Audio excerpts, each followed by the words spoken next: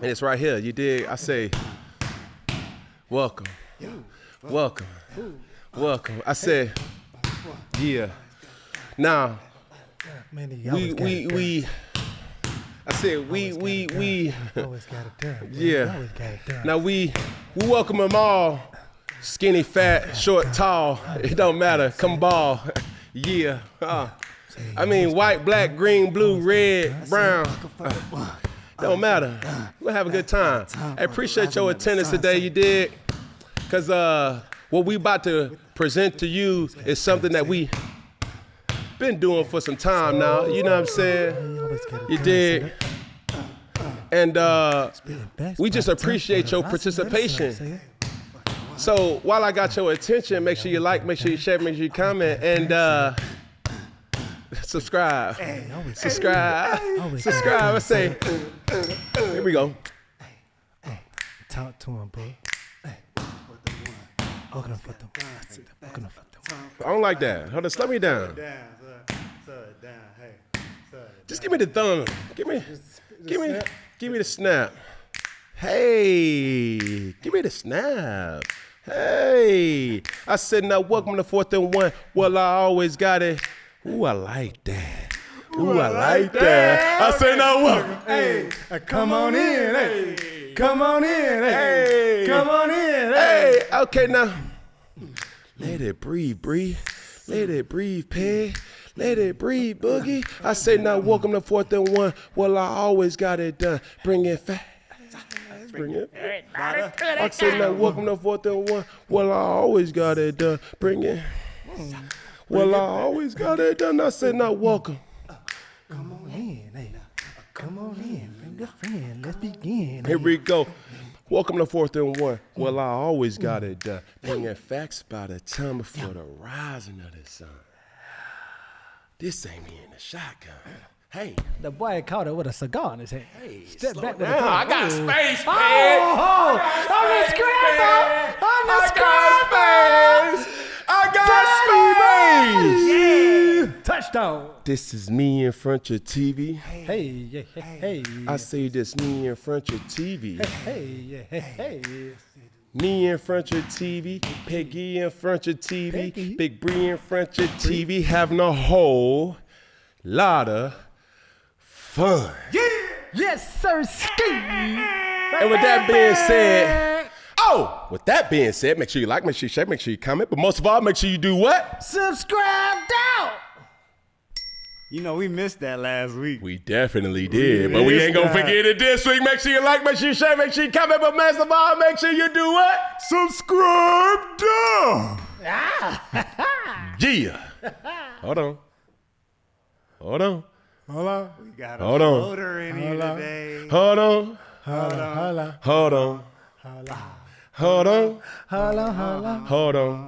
Make sure you like, make sure you share, make sure you comment, but most of all, make sure you do what? Yeah! My dog Gordon, you dig what I'm saying? Behind, he's the shooter. You feel me? Let's get right on into it. Hey, first down, viral moment of the week. Let's see what we got. Hey, Cam Newton here, and this episode is brought to you by Roe. Valentine's Day is right around the corner, but that real, good, passionate romance, that strong, hot, uncontrollable romance should be a year-round pleasure. They say the best gifts are experiences. So take your girl on a ride of her life with Rose Treatment. Rose Sparks is a 2-in-1 prescription treatment for stronger, harder erections. They hit that bloodstream faster because they dissolve right up under your tongue. Getting hard faster means more bonds. After they dissolve, they typically take about 15 minutes. Rose Sparks stays in your system for 36 hours, so you can go back to back to back to back to back, back to back to back to back to back.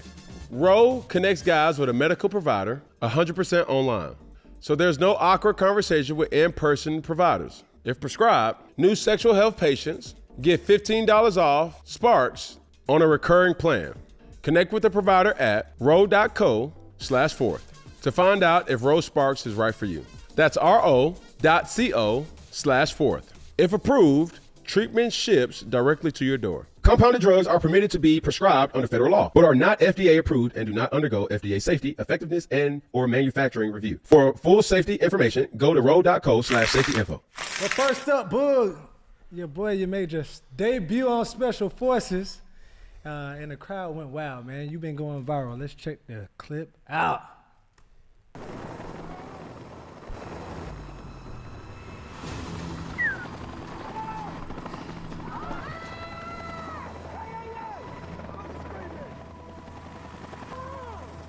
Oh my goodness.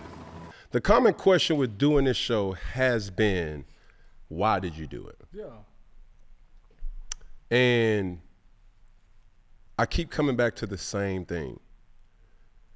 I wanted a challenge in my life. There's times being a pedestrian, right? And I say this jokingly, but being a regular person in a normal, everyday life, you forget about really what made you great, and you have to shelve that. Feel what I'm saying? Yeah. Those emotions, that dark side, that fearlessness of, like, I can go into that person, I can go into that character, and it takes little to no effort. I need a reason. I was seeing a meme the other day that said, I love when a person is rude to me.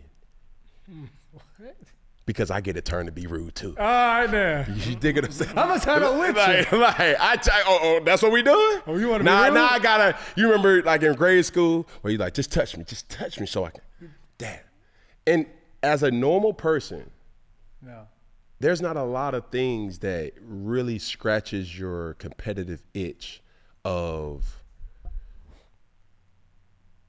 just the ferocity that I play with. There's probably nothing in my life that I can compare it to or have outlets to unleash it. Yeah. During the show, I've had opportunities to do that, and made me realize a lot of built up tension that a lot of athletes mask for the rest of their lives. Call it CTE, call it just competitiveness, call it a little off your rocker, I call it great. Yeah.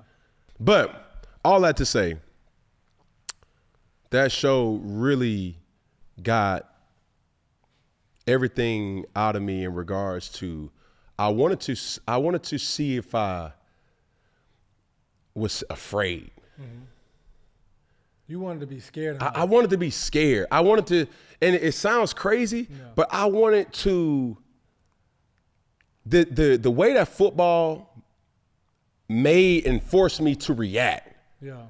There was fearful moments. There was scared moments. There was uncertain moments. There was anxious moments. There was anxiety. There was excitement. There was rage. There was, just fulfillment. There was joy. There was happiness. The adrenaline. Yeah. I have not had nothing in real life after football that meets that.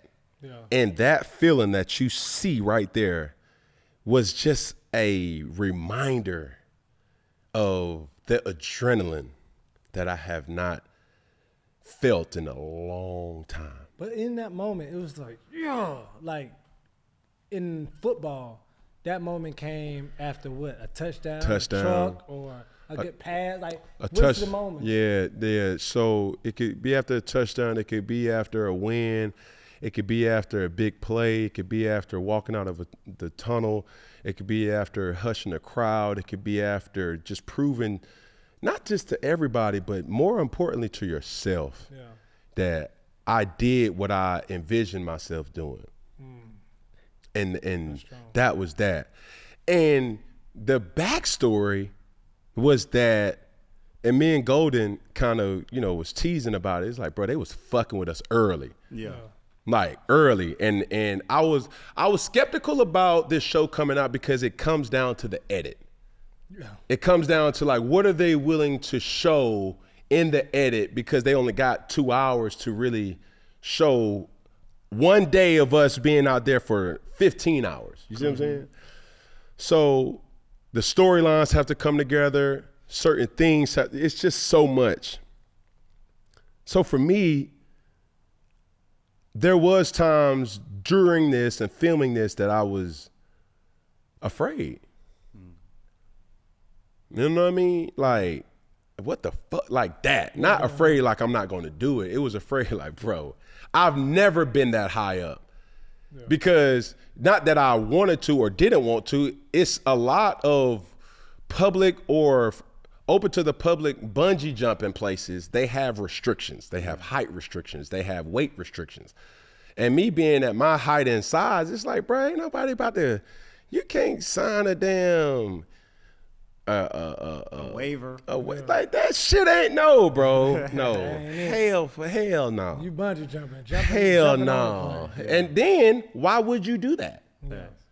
Like what was the most people why are you skiing? Yeah. Why are you surfing? Why are you riding a motorcycle? Why are you doing these things to put your way of life in jeopardy? But you still do it because of the thrill. You need that thrill. You need it, dog. And I don't think a lot of people understand you really need those outlets. And explaining that to loved ones is kind of foreign to them. Mm-hmm. It's like, homeboy, mama, dad, girlfriend, wife, significant other, children, like I need certain things to gotta live on the edge a little bit. Just a little bit. Just a little bit. Because if you don't, then that's when you go crazy. Yeah. After watching the episode, dope episode by the way, the thing that kind of had me kind of rolling was when you got up in that helicopter and then you yell, you know what I'm saying? You got excited, like, yo, like, ah, you know what I'm saying?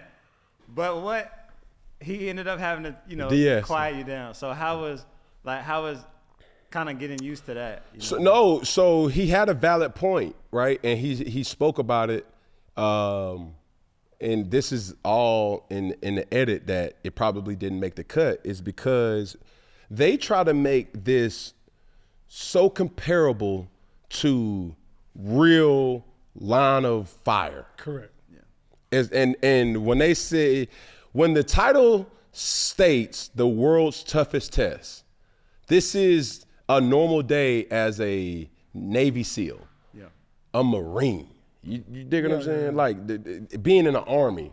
So the sacrifices that they've made to earn the right to protect and serve this country is something that I wouldn't say I took for granted. Doing it yourself and seeing certain things that you did, it's like, whoa, wow.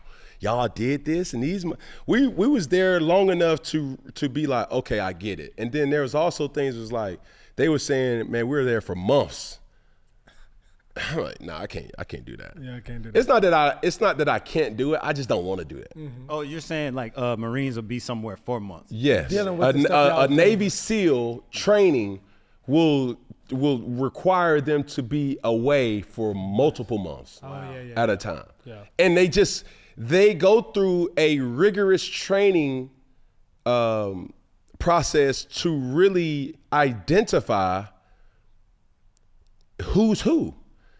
Because it's not about who's the biggest, who's the strongest, who's the toughest or the meanest. It's about who's more mentally strong. Yeah. So the point about screaming was that the DS stated that if you scream in battle, it gives away your position. Yeah. So that's why he said, don't scream. He didn't explain it then, but he explained it to me later on. Yeah. So anything when you're in battle, and then the other scene where the young lady, oh shit, like that one, that's why it was a fail, because you have to do these different tactics, these tasks, silent and stealth. You gotta be just unseen, damn near, you know what I'm saying? And unheard. So that's the point. Well, obviously, going unseen was something that you didn't do. the world scene that you were seeing, and even Pat McAfee hit Twitter, hit X, along as with a lot of other people. So Pat said, hey, Cam Newton is a fucking dog, 6'5", 250 pounds. Also, we had G. Will Ball said, I've seen enough. Let's replace The Rock with Cam Newton in all new action movies, please. Could you be in action movies? But the way you look mean mugged on one of them times, I was like, boy, I can see him running out the fire. Come on, big dog. I'll save you. Yes, bro. Hey, listen.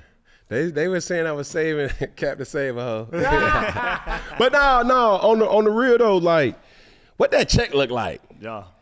You feel? But that's gonna take some time. Hello. As an actor, what that check just hit my people. Ain't hard to find. Yeah. You feel me? But that'd be something to explore. But it's just all about money. Yeah. Okay, one more question, just because I am a fan of the show already after watching you on there. Last question. Out of the three, on the first episode, or the first two episodes, you had the bungee jump, you had the jump into the helicopter, and then y'all also had to wade in the water. Yeah. Y'all had to wade in the water. And you also had the rock in the water. So the beach, and you was in like a pool of water. Yeah. Which one of those was your toughest out of those four? That's a good question. Yeah. Mentally, the helicopter, because I was the first one. Physically, the beach. The beach, wading with the arms. Yes. Rocking. Yes. Ooh-wee. And the reason why I say that is because the helicopter was the first one. That was me acknowledging to myself that I conquered a fear. Yeah. Because I would have never had that opportunity to, like, people always talk about what I would do or I do this, but they never have an opportunity to do that. Yeah. Jumping onto a helicopter where even the helicopter, I felt the way because I was seeing different participants. The close proximity. I said, they jump was not distance to the helicopter was different every time. Some was skipping, some was. So I'm like, hold on. Yeah. So if you see me hesitating, like I'm looking at the helicopter and I'm like, yo, y'all gonna come closer? And the dude was like, yo, no, jump, no. And like I'm looking at the dude like, and I'm like, man, what the fuck? Man, this a bullshit, right? But doing that was a mental conquer. Yeah. On the beach was more physical because you seen 6 minutes of something that we was doing for close to an hour and 15 minutes. You alive. Oh, bro. Right. And this is the thing too, like, bro, for the people who know me to have long hair, hat by Mashika, by the way. Yeah. They was really trying to break every participant. And me being the biggest guy there, they had something called a sugar cookie. Oh! What? Bro, Peggy. What y'all got going on? A sugar cookie, bro. Where it was either a sugar cookie or a sneakerdoodle, one of the two. I like cookies. Peggy, you literally had to go in the water. I'm like, what the fuck is that? Sugar cookie.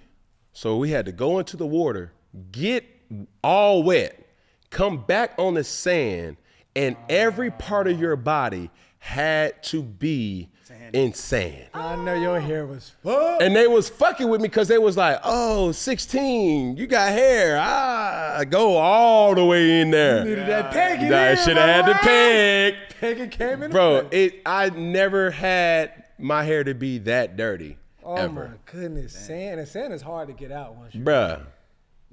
He was a real roster then. Bruh, so it was so much behind the scenes stuff, and then duck walking. I'm like, man, I'm 6'6", man, I can't duck walk.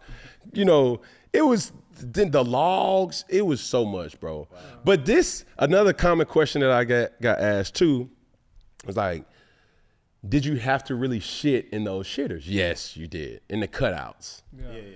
And they didn't have, it wasn't like, it was created by man, so it wasn't no plumbing. So we would shit, piss, whatever, and when we were gone, they would come in and just throw dirt on top of it. So by the time we left, dirt and doo-doo. Like you seen all the shit, right? It was, bro, it was mental, bro. Oh, my goodness. Also, was like, how many times did you shower? Bro, in the span of however long, well, that'll give it away. But. Yeah. But I seen you in the bath. I seen you in the big old bath one time.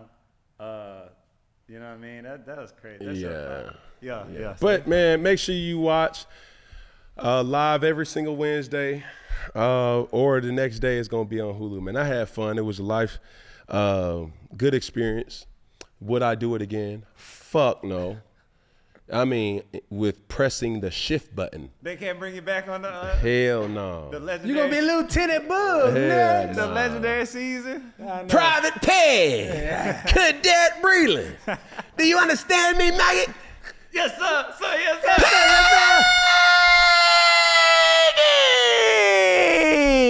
What's good, bud? Yeah. Come on now. There you go. Yes, sir. There you The go. acoustics.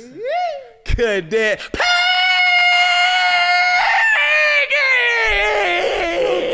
What's good, bud?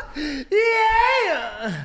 Come on now. Yeah, Peg. I like where you at, Peg. Yeah. Talk to me nice. Yeah, Playoffs?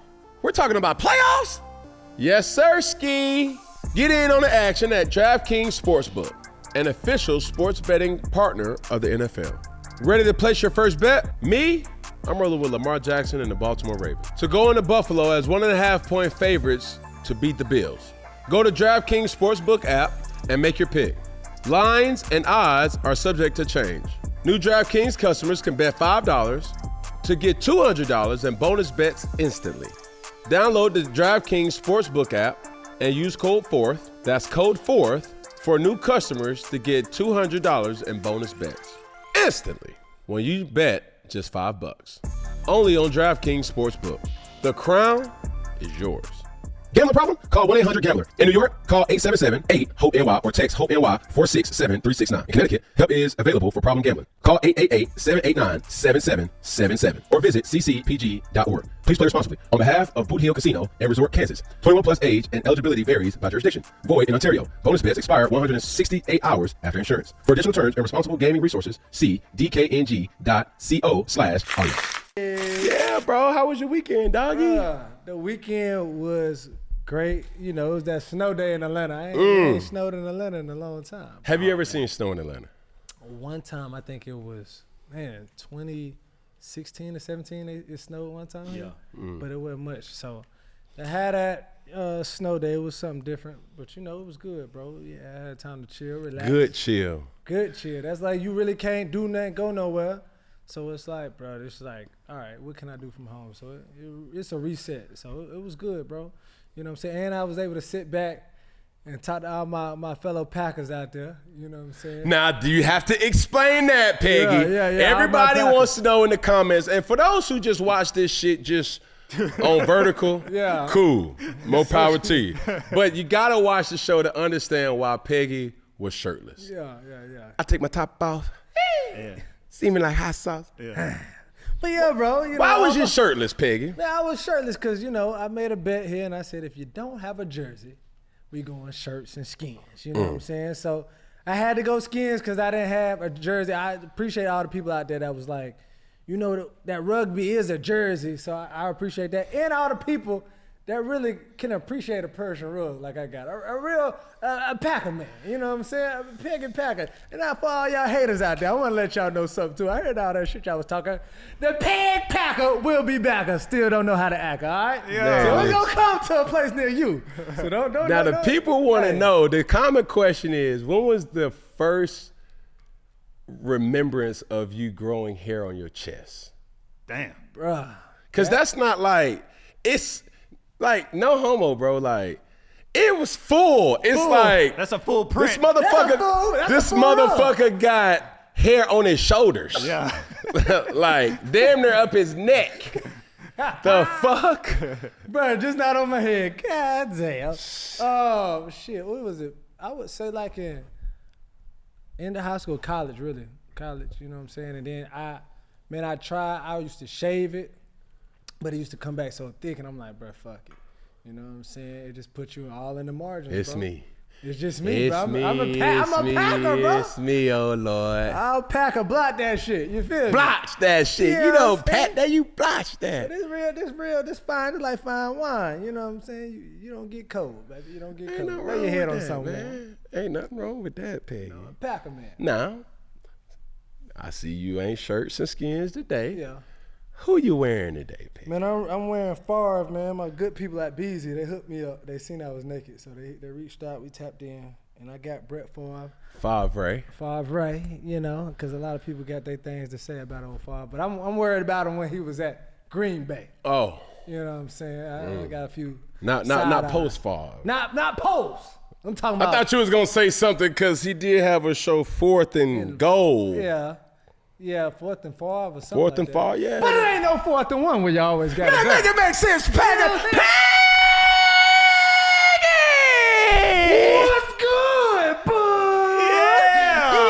Yeah, that's a good. Come on now. Yeah. Come on now. Yeah. I don't know what they got going on over there. Yeah. 4th and 5, and they ain't trying to stir the pot, but I know you ain't got no.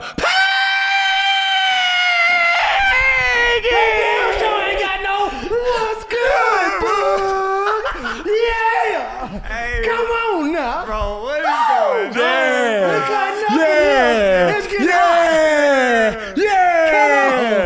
what's going on? Yeah. Y'all turned up to the max, bro. Come on, Yeah. turn me up. Y'all Yeah, turned we up there. to the max, bro. We there. Yeah. Yeah. Man. Yeah, we got it.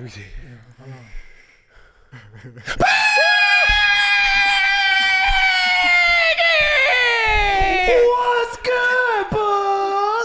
Yeah. Come on now. I just felt. God damn, done cut the music. I just felt obliged, like, bro. Cut the Ah. music on. Everything. We ready. The tempo ready. set. Breland, my boy, Man, what's how you feeling? what happening, doggy? Breathing in the building, you know what I'm saying? Big Bree, not the little. Yeah. Yeah. You Talk know what that I'm talk. saying? Good energy today, you feel me? Bringing Yeah. energy today. I'm rocking, y'all can't see me, but I'm rocking my brother's Raiders jersey again, you know what I'm saying? Raiders. Ain't nothing he wrong played with that. them Family 2 years. business. You know what I'm saying? Still got my name on the back, you feel Yeah. me? Same blood. And again, Blood butlers. Bro, I just want to celebrate and congratulate you on this beautiful set, my dog. Bro, listen. We got a ticker, Breland. Yes. Yeah. Yes. Hey, and it's live. Yes. Like it's really there. Yes. So, you know, The ticker going on. the ticker going crazy. You know, everything. And this is the thing though, Peggy. The enhancements ain't gonna stop enhancing. And these doggone studio lights gonna always be dancing. Yeah. Keep talking to me crazy, your girl gonna be prancing. Shit, they say you weird shit like Marilyn Manson. Hey! And the nigga so fresh, they always call us handsome. I used to feel like T.I. and Drake, the boy so fancy. Oh, okay. I like where we at. I like the, hey, man, look. I like where we going. You know? I like what yeah, that come on, part. I like where that we part. going. Yes, sir. You know, with that being said, Peg, you know what I'm saying? What you got going on? How was your weekend? What you stepping I with? mean, it was heavy Call of Duty weekend. Not even gonna lie. But not even gonna lie, bro. I'm an avid Call of Duty player, and to my people that's been looking for me on Twitch, I am due for a return. He on the way. I'm on the way. But with that even being said, we need editors at Iconic Saga. Out to him. We need that. Like, who's doing this? Nobody. I mean, who's giving it to you in this type of magnitude? No. I mean, like, bro. So, if you're an editor and you want to work, I mean, it is very important for you to send us your information and hit that link right there for the more information. Shit. So this weekend, snow day, bro, I was in New York City. Oh. Caught the last, God be just guiding. Yeah. He's so good to me. Boy, let me tell you something. What are you doing now? Man, he let me get on a flight Yes, sir. that they say they only got one seat or a couple seats for me and my team. That seat just so happened to be an exit row. So I was like, okay, cool. I got some leg room because I got like a phobia with leg restrictions. Yeah, we were just talking about that. Yeah. I don't like bulkhead seats. Like that shit, it does something to me, being 6'6". And God just, said, no worry about it, Cam. I ain't gonna put you in the extra row. I'm gonna elevate you and up your status, Big plat, you know what I'm saying? Yeah. Big diamond medallion. Big boy diamond. Yeah. Big boy Delta 360, man. Okay. For those who don't know, man, appreciate you, Delta. Thank you. Big TSA pre-check. I am a veteran when it comes to traveling. Okay. And I'm not too good to fly commercial. Ha! That's y'all problem. See, everybody try to post all these pictures on private jets. I mean, look, bro, just give me Delta comfort, Delta first class, and we good. Yeah. And I'm straight. Matter of fact, throw in the exclusive little Porsche, you know what I'm saying? Porsche pull up. I really don't even like the Porsche because it got restrictions in the back. You dig what I'm saying? Like it's small. Oh, okay. It's like a little, it's cute. Yeah. But I mean, thank you. Slide the seat up. Thank you. But that Delta Lounge, talk to me. That's for me. Being vegan too, they got all type of vegan options in there. You playing? People so polite. You know what I'm saying? Yeah. Shit. But I ain't. Now, hold on, Delta. We need a little sponsorship. Ain't nothing wrong with that. They local. You feel me? Also, Peggy. Yeah. Yeah. What you got going on? Peg. So I was a little skeptical wearing it because Cash Doll wore this too. You know what I'm saying? The little Tiffany Super Bowl 57 motherfucker. I don't usually like wearing. That's cold. I know it is, Peggy. This is me you talking to. Put that in Peggy's. I looked at hers and she didn't have her name in the back. So what happened? So I was like, you ain't got you just got a gift bag. This came in a box, baby. They sent this to the cribbo. The cribbo. Like Verbo. Ooh. But y'all don't hear me, dog. But you can't stop at the just the jersey now. Bro, I'm all the way down. You know what I'm saying? Man, look, motherfuckers always talking about, man, Cam, why you always... Ever since I could remember, I've been popping my collar, popping my collar. You know what I'm saying? Bow tie shawty, you know what I'm saying? I like to describe my fashion sense as hyper posh. Hyper posh. What is that? That right? It's just like elegant but functional. Got his Webster word, SAT word. Come on, bro, hyper posh. And I looked it up and it ain't lookable. Oh, you creative. You creatable, huh? I've been doing everything else, you know what I'm saying? Shit. So yeah, hat by Mashika, you know what I'm saying? The Tiffany blue is Tiffany blueing. Yeah. Got your girl. Ooh. You know what I'm saying? And we gonna be snooze oozing. And you know what I mean? Shit, that's me, Peg. I'm a stepper now. I ain't pledged nothing but me fight me. But you're stepping, huh? But I'm a stepper. See you at the homecoming style shop. You feel me? Well, yeah, y'all. And that's it. Y'all doing a good job. How about you step on into that next clip? Here we go, man. Next clip. Man, Cam, so you talked about, obviously, Fox and how you were elite on the show. But can you be elite back on the field? A lot of people are questioning now, how long would it take you to get into NFL shape? Let me ask you this. Like, let's say that you didn't have any injury reasons for preventing you, and the fucking Ravens called you tomorrow and said, like, we need you for wild card weekend or whatever. How quickly can you be game ready? Well, that's a difficult question because I'm 50, 60 pounds less than I usually am. Yeah. I mean, dude, if there was no injury issues... What would be your prep over 2 weeks to get game ready from this day? No injury issues at all. Like, what would you do over 2 weeks? Would you start eating a ton? Would you do... Yeah, am I playing left tackle? Yeah. Then I'd have to eat an exorbitant amount of food. I would have to have 3 to 4 shots of olive oil a day. because that's just calories. I would have 3 heavy calorie-dense meals along with 3 shakes as well. And I bet you I probably can gain 30 pounds in 2 weeks, 40 pounds maybe. I think running I would do the most of, because like I'm not as strong as I was, but if I had to compete for 60 minutes, conditioning would be a huge issue right now. So I would probably do as much conditioning as possible. I'm obviously super rusty too, pass blocking, but I think I'd pick. How soon or how long do I need to get back into quote unquote fighter shape? Yeah. Got the call today, Cam. We need you. 2 weeks. Oh, so this is real. You really take you 2 weeks to get back in shape. Yeah, 2 weeks. We got your trainer in the crowd. Are you sure this is? Yeah, 2 weeks. 2 weeks, but to feel confident, a month. Okay. And what would that look like? Obviously, we've seen you get 2 weeks will be rushed. It would be like training multiple times a day, eating right, like locked all the way in regards to like almost alienation.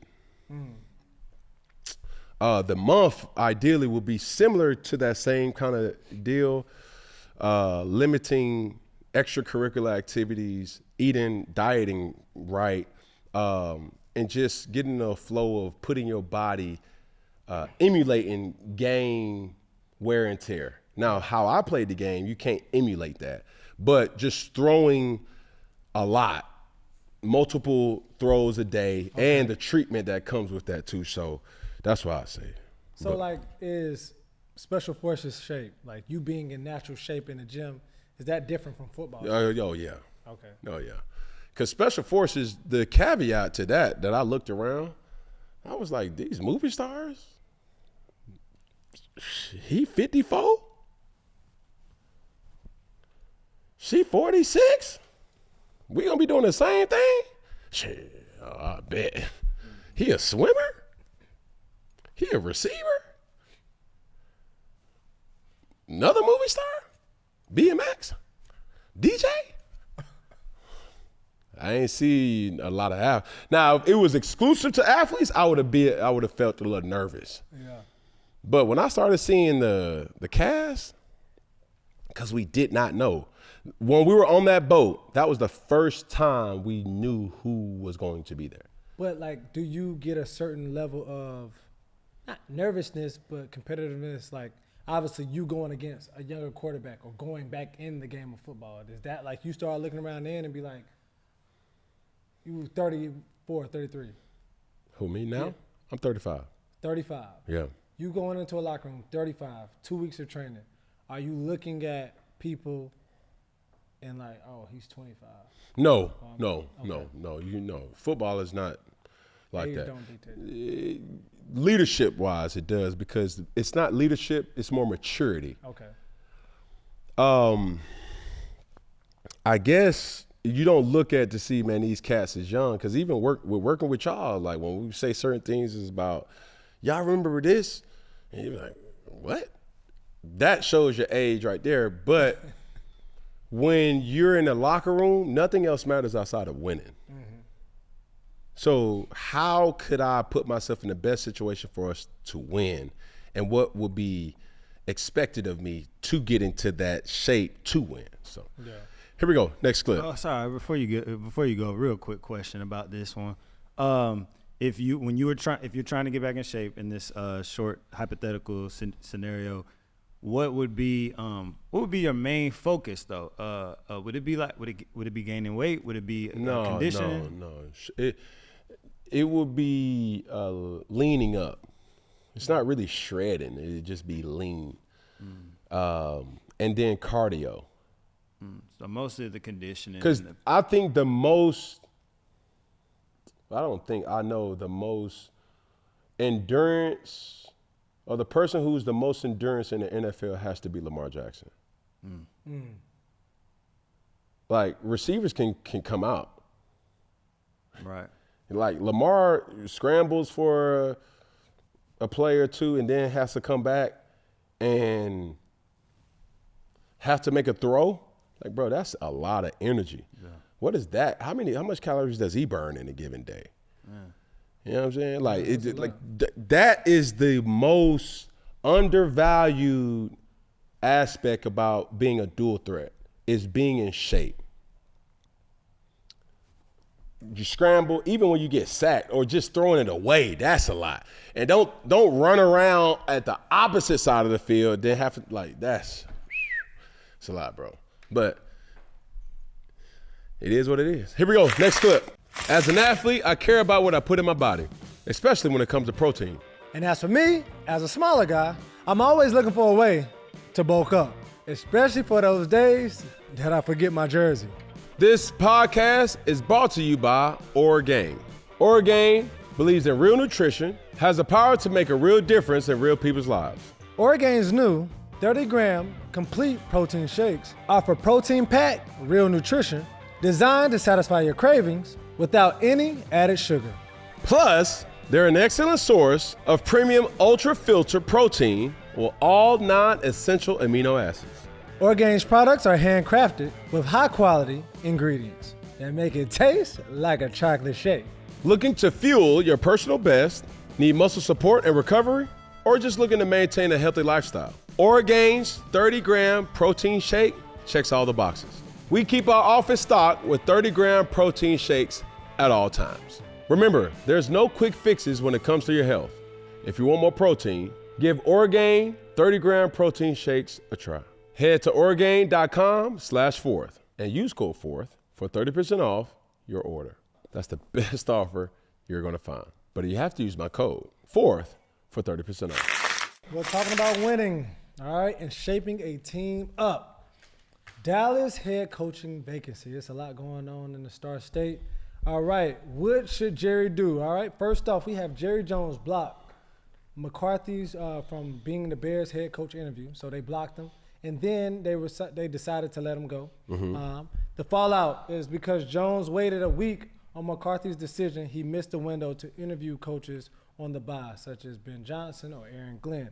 All right, so it's also been speculation, Boog, that Mr. Prime Time himself might be going to Dallas, that they had a phone call with Jerry Jones and Deion Sanders to come to Dallas.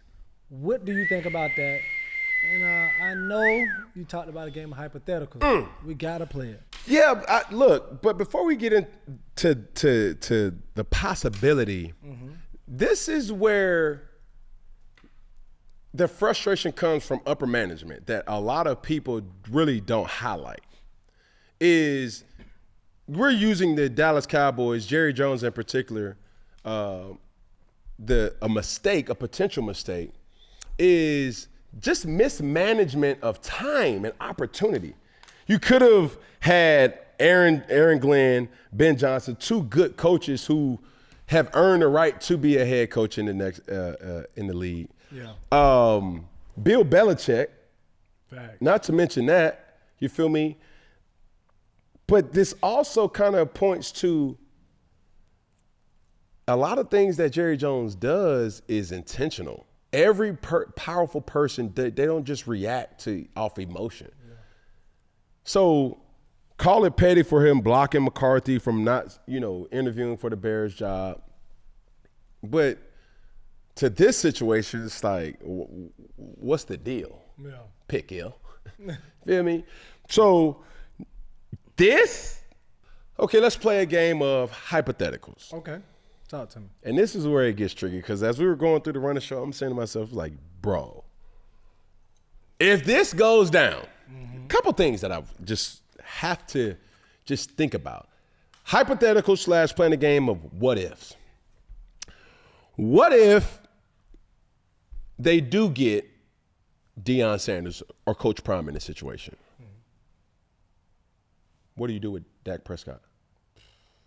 Because Prime himself said, only way I consider is if I can coach my sons. Plural. Both of them. Yeah. You see what I'm saying? Like, you hear that? Both of them. You dig? Yeah. What you gonna do with Dak? Okay? Okay. We just paid Dak Big boy bag. a 60 ball. family pack, fries, multiple biscuits, man. Some coleslaw in there. And another side. And a gallon sweet tea. Hello. Talk to me. Well, I'm trying. Now, with that, when do you draft Shedeur? Because Dallas draft, their draft pick is what? Draft pick this year. 17th? 12. They said 12. 12 right now. So, if you're Dallas, you get Coach Prime, Yep. what do you do with Dak? And Shedeur making it abundantly clear that he wants to be the first quarterback taken off the board. Do you trade up and then find yourself in a Atlanta Falcons situation? Is it worth it? Hello? Learn your lesson. Because what are we really doing with that? And if you do bring Coach Prime in, he's made it so clear that if I'm Dak Prescott, what does that say to me? Well, hey, what's Prime? That's you? Yeah, we got to chat. That's one hypothetical. Okay. Do you draft Shedeur at the 12th pick? That's another hypothetical. Let's just say they get rid of Dak, they draft Shedeur. With Coach Prime being in Dallas as the head coach and drafting Shedeur as their quarterback, does the name change for Dallas being America's team, or would it be the culture's team? I'm going with the coaches team. The culture. We're going to have more Deion jerseys in the stadium. And that's a flex. Because, hear me out, Peg. Talk to me. It's still about selling tickets. But Dallas is still the Cowboys, like not just the team mascot, but Cowboys, old money Cowboys. Yes, sir. Like, bro, Colorado sideline Yeah. looked like birthday bash in Atlanta. I ain't gonna. I mean, yeah. That's For those who don't know, birthday bash, They like, teed up. man, Cowboy sideline looked like Rolling Loud backstage. You know what I'm saying? Like the shit people all in your it was beautiful. videos. It was beautiful. Yeah. I mean, but damn, do you think that would? I mean, it's the NFL, so they're not going to have it like that. But I can see practice. I can see the games being definitely. Bro, I don't think, not just the football world, the sports world isn't ready for that. I don't know how much flowers I can throw at Coach Prime, but he's the biggest sports coach in the world. In today's day, yeah. Today, who's a bigger coach than Deion Sanders? Within the personality, yeah, and the relevancy, yeah, you're right. Right? Like, answer the question. Because I'm not talking about you specifically, Peg. I'm talking for the people in the comments. Yeah. Who's a bigger coach right now? You probably say Belichick. Yeah, Steve Kerr. Like I'm thinking, I'm like, you can't even tell me a damn coach or a manager in baseball. Watch out. Watch out. Oh, Hey, don't ruffle no feathers. Don't ruffle no feathers. Come on, bro. You got a Don't fastball coming your way. Hey, oh, that fastball. Watch out. Slow down. Got a curve. Curveball. We need steroids. But Here you go. he said it. But I'm saying to myself, it's like, bro, Prime is a sports gym. And that's where I can really see it. Yeah. Because as a businessman as Jerry Jones, and Jerry Jones knew the importance of certain things in business. Is it good for business? How does this affect business? Bringing Deion Sanders to Dallas makes business sense. But I got to ask you, though, even though it makes business sense, Can Jerry let Deion be a star in Dallas? Because we all a bigger star than him. Yeah. Can Deion be the shining star in Dallas? I ain't ready to go there yet, and I'm gonna get to that point. Yeah. But we still playing hypotheticals, Peg. If, and we saying only if. What if the Dallas Cowboys bring Deion Sanders as their head coach? Let's just say they ship Dak Prescott off. Let's just say they draft Shedeur Sanders or find a way to get Shedeur Sanders as a rookie. Yeah. And let's just say they go to the Super Bowl. I do not think the world is fucking ready for that monstrosity of a current that will hit. Bro, it's going to be 21 on the front, Coach Prime on the back on the nameplate. Bro. I mean, on the last thing, Coach Prime. So, my major concern is this.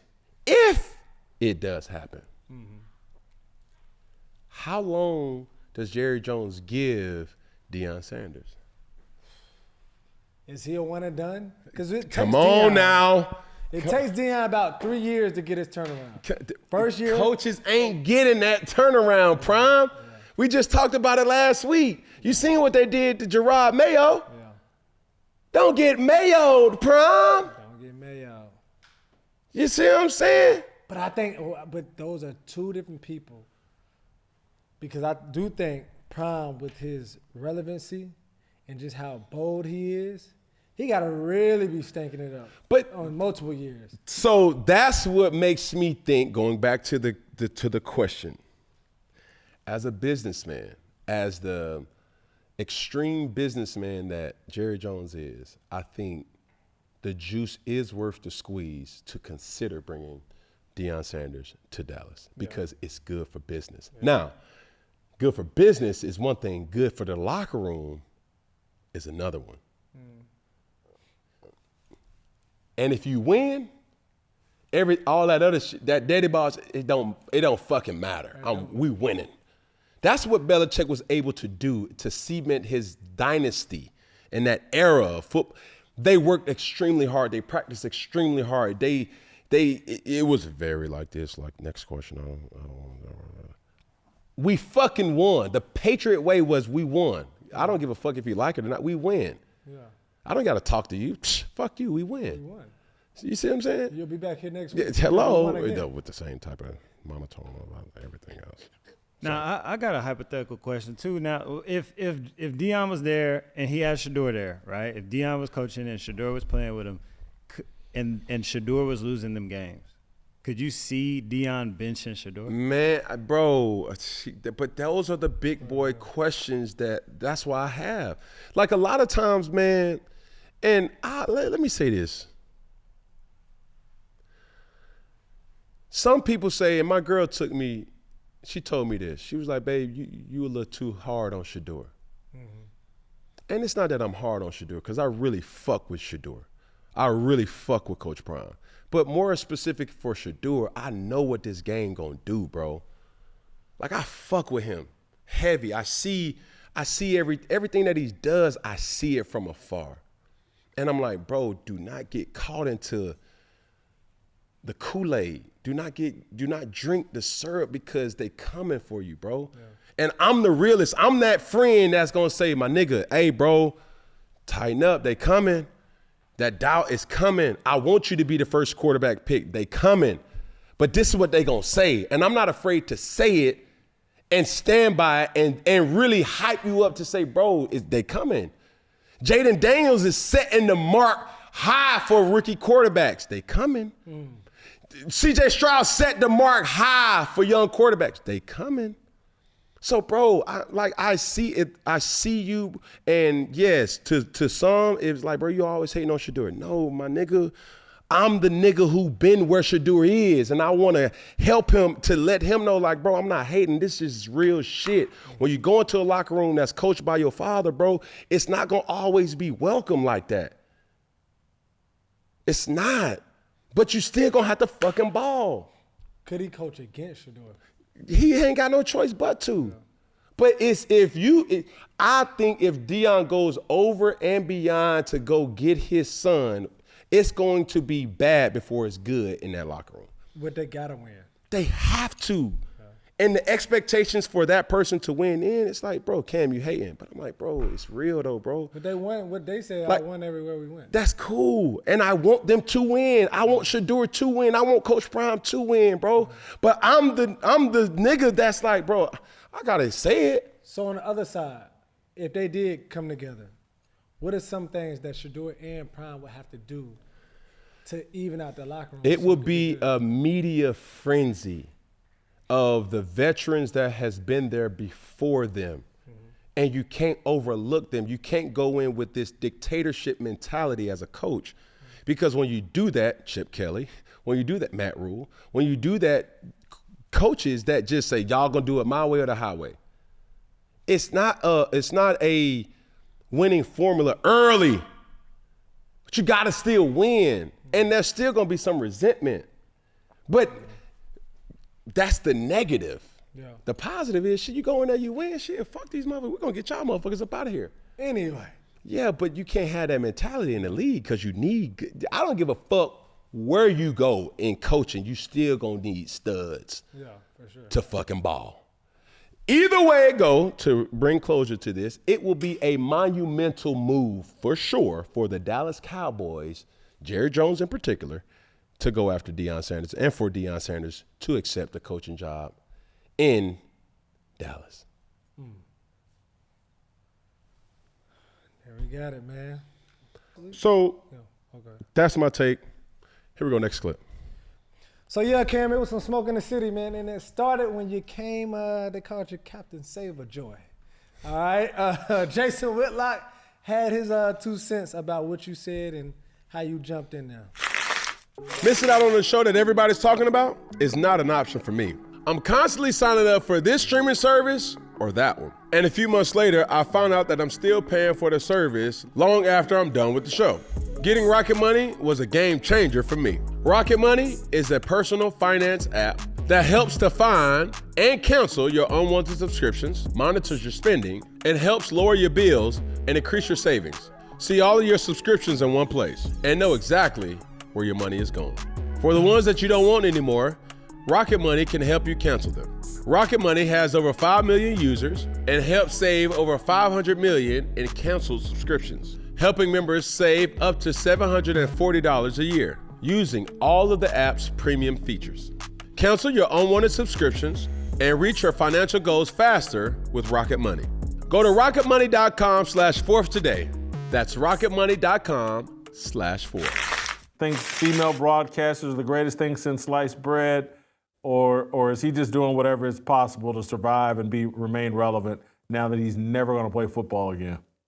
Probably all of that, and he probably did not realize there's this thing called Google. Here's my message to Cam. My guy. No. You're not my guy. Come on. The thing that is interesting about what he said about you, and by the way, a lot of reaction videos to all the content creators, thumbs up whether you agree or disagree with this, but Cam really showed what a simpleton he is. Jason, you never really... Pause right there. I'm going to tell you like this. Since y'all mentioned motherfuckers like Harvey Weinstein and the Me Too movement and Cam, Captain Save-A-Ho, I'm going to put both of y'all motherfuckers, Jason Whitlock and Steve Kim, in the U2 movement. I don't do none of these name calling and all that shit. I'll put it like this, bro. If I see you, all I ask is keep that same energy. Because I'm going to tell you this. As a former athlete, talking to a person, giving this person energy, you are a former athlete, Jason. High school teammate with Jeff George, the Ball State. Yeah, that's cool. But you ain't me. You never was that guy. Mr. Kim, simp, cool. Keep that same energy when I see you. I think we have to normalize this in sports.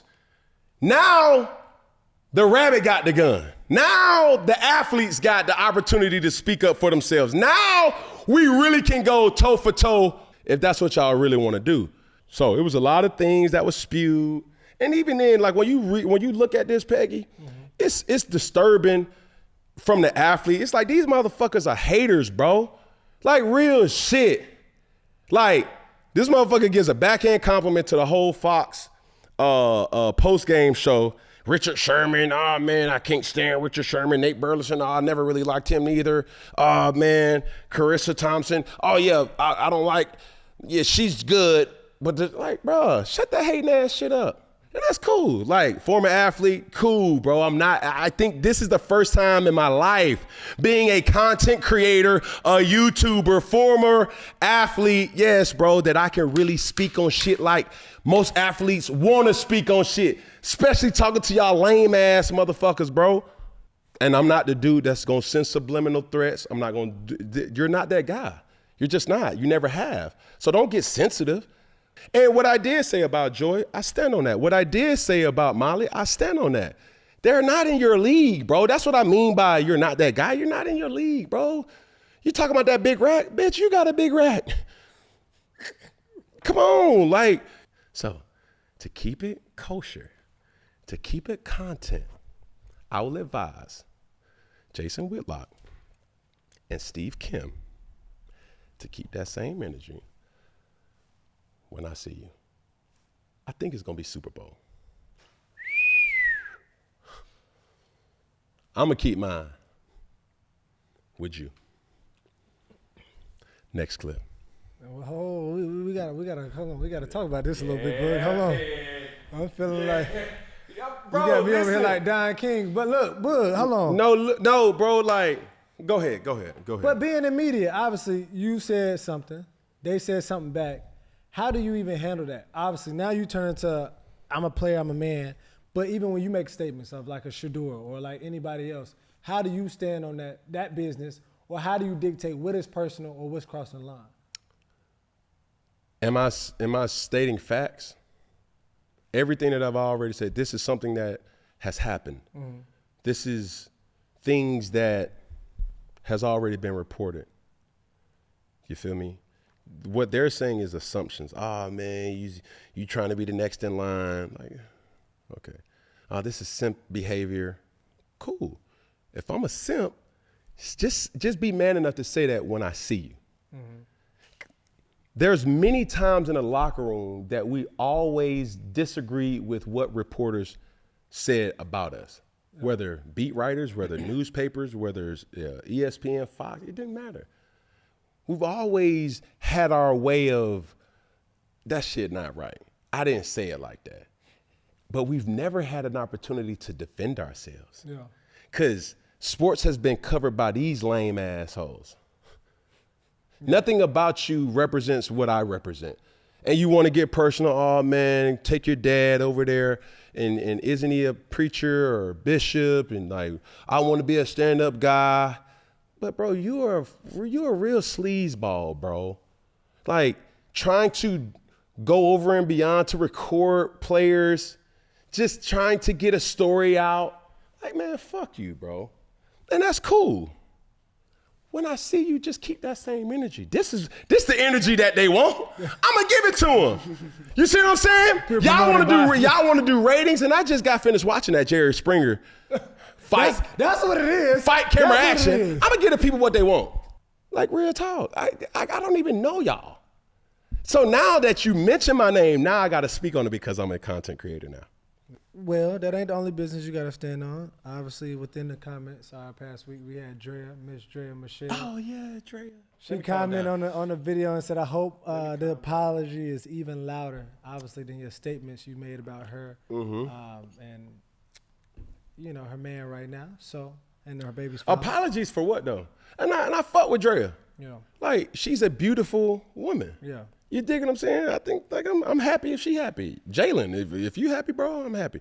But it was something that I mentioned in regards to we talked about being seasoned. And the age gap, 39, 22. And people going through their hoe phase. Okay. I seen a clip where women were saying, or men were saying, I ain't never had a hoe phase. Okay, now this is where the cap comes in at. Okay. Because I'm like, let me really identify and define what the hoe phase actually is, all right? And this is Urban Dictionary, and I could not agree with it anymore. Hoe phase. A phase in your life that occurs frequently when you are fine with exploring promiscuous activities and connecting with random people. These activities do not always end in sex, but it can. You have a high tendency to dance provocatively with strangers, be a tease in social settings, flirt nonstop, kiss and or make out with others, and get caught up in the moment. The phase helps you establish what you like and don't, explore your sexuality, and have fun. You have the ability to stop these actions or to snap out of this phase. That's a lot, but we've all had a hoe phase. So when I had that conversation with women, and really men too, it's like not on no kinky shit. You know what I'm saying? Like just on some real, like when you had your whole phase and you like, yo, bro, like I don't want that type of chick no more. Or the girls would say, I don't want that type of guy no more. Like been there, done that. I think we all had it. So, Ms. Dre, if you took offense to it, I apologize. Is that fair? That was loud enough. I just wanted to be loud. I just, you know what I'm saying? I don't want no smoke, bro. Like, I really don't. I fuck with you. I really do. Jalen, star. Fuck with him. I just gotta hold people accountable as they see fit. But for motherfuckers to say that they ain't have no whole phase,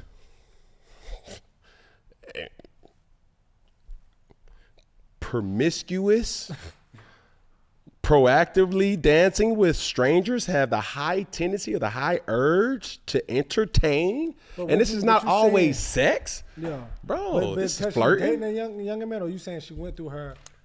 I said she had a hoe phase where we all have had hoe phases, where you just explore. This is your time to find out about yourself. You dig what I'm saying? You did. Did you, Peggy? I don't want to assume. Did you have a hoe phase, Peg? Yeah. At what age did your hoe phase tenure kind of happen? Early, mid-20s. Yeah. Was it the time? The time to be alive. It was the time to be alive. Now let me ask you this, Breland. Yeah. I wouldn't call it the hoe phase, but I'll call it your glory years where you look back and you say, damn, boy. I mean, I would describe it as a whole phase too. I would say in my case, you know, what sleazy? What do you call me? No. Just like Sleeper? my type of personality, relationship wise, I'm a relationship guy. Okay, Like, you're a lover. I'm a lover. But I had to go through that phase personally because I definitely felt like I had to figure out how I can go about finding the woman and showing her the allure of a man, and you know what I mean. So I had to figure that out. So I had my phase too, you know. I think the whole phase gets a bad rap, but a whole phase is needed though. And the reason why I say that, your whole phase lets you know what you like, and your whole phase also lets you know what you don't like. Yeah. Like you can like a pretty girl, a bad chick, bad bitch, you know, a high value man, you want a baller, a rich nigga, all that shit, or you just want a regular guy, and then you realize by doing that, whether safe or unsafe the person is, you're like, there's something about that I'm going to keep, and then there's something about that I'm going to take away into my next relationship. Like I love the submissiveness that this girl gave me, but she may not have been the prettiest. Like I love the flyness of this chick, but she was always outside. I couldn't really trust her. Man, like, I love the way this girl just catered and she just cared and she just checked in on me. But I just hated, she ain't have no sauce. Like she ain't. No motion. It wasn't even no motion. It was just like she was a lame, you know what I'm saying? Like she didn't know how to dress. Like I love everything about this girl. She caters to me. She's pretty. She's available, but she ain't got no motion. She ain't got no job. She ain't got no wheels. She don't got no job. So that's what your whole phase is there. It's to explore what the options of what you really like. So when you settle down, when you bring it in, when you bring it back in, the rod, refine. You say, okay, this is what I like, this is what I don't like. Now, to my ladies that's out there, don't allow that hot girl summer to affect you because that will lead to a cold winter. Same thing, homeboy. Like, you rush into a relationship and then you go slow down. It's policies and procedures that ain't nobody excluded from. Yeah, that's But the when one you thing. talk about that though, Go ahead. when you talk about that summer and because even going back to my glory days as we call them, you know that summertime, you know you picking and choosing or whatever, you choosing and picking. And then they say in the winter, that's when you're supposed to be snuggled up. You find your boo, something. Hello. Like It was just snowing in Atlanta. yeah. So you need something to, you know what I'm saying, to cuddle up. You know what I'm saying? Yeah, that's true. So, I don't know. But I have to say, though, we have to make this clear. Draya, you know, I think we made a mistake about her babysitting Jalen. And I think that is the reason why she would say, I need my apology. You know, I will wait for the even louder apology, you know. I apologize! Yeah. So. Well, but first. Yeah, we don't want to bring misinformation. Misinformation. Yeah. We do. But the motherfuckers reporting the news, we just report what we hear. Yeah. You know what I'm saying? We'll double check. Gotta check this. We don't want to. Now the other Ruby Rose. Mm-hmm. So Sensei commented underneath there and said, "Never had a whole phase. I don't want one either. LOL. What's fun about being ran through?" Ruby Rose responded, "Same ... because ooh, the fuck." So. Yeah, that's what I mean. It's like I think that it's been misinformation about the whole phase. Like a whole phase doesn't always mean that you fucking everybody. But I'm gonna tell you like this from a player. Okay. This a player principle. You know what I'm saying? Okay. Like, just because you're not fucking don't make it any better. Why so? Cause all right, you may not be having sex or intimate with a dude, but if I see you in one clique and then the next time I see you out, you with another clique, and then I see you out and you with another clique, you don't have to be having sex with everybody or nobody. But it's just not a good look for you to just always be on the scene with different cliques. Oh, that's just my brother. I've never trusted a woman who said that that's my brother. Coming from a person who has 0 sisters and understanding that, bro, like, you gotta understand a man's intention.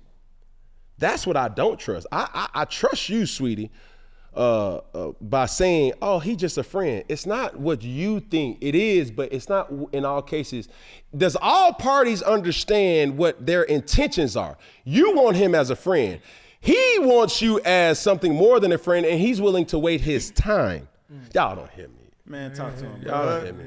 But for the sake of time, we made our point. The whole phase ain't always a bad thing. Yeah. Glory days. You dig what I'm saying? Make sure you learn from it, though. Make sure you learn. And even if you don't, and hold on. Before we bring this. That was going to add my question. Hold on. But even to that, for those who have not said, like, I ain't had no whole phase, like, hold on. What's the fun in that? But I would say this, though, boo. Your whole phase or your glory days is like Uno. Okay? You got a couple of cards in your hands, all different colors, different numbers. All right, you're putting down the ones that ain't, you know, I don't need that right now. Till you Uno out, you get that last one. And that's the one. That wild card or that last draw too. Bam!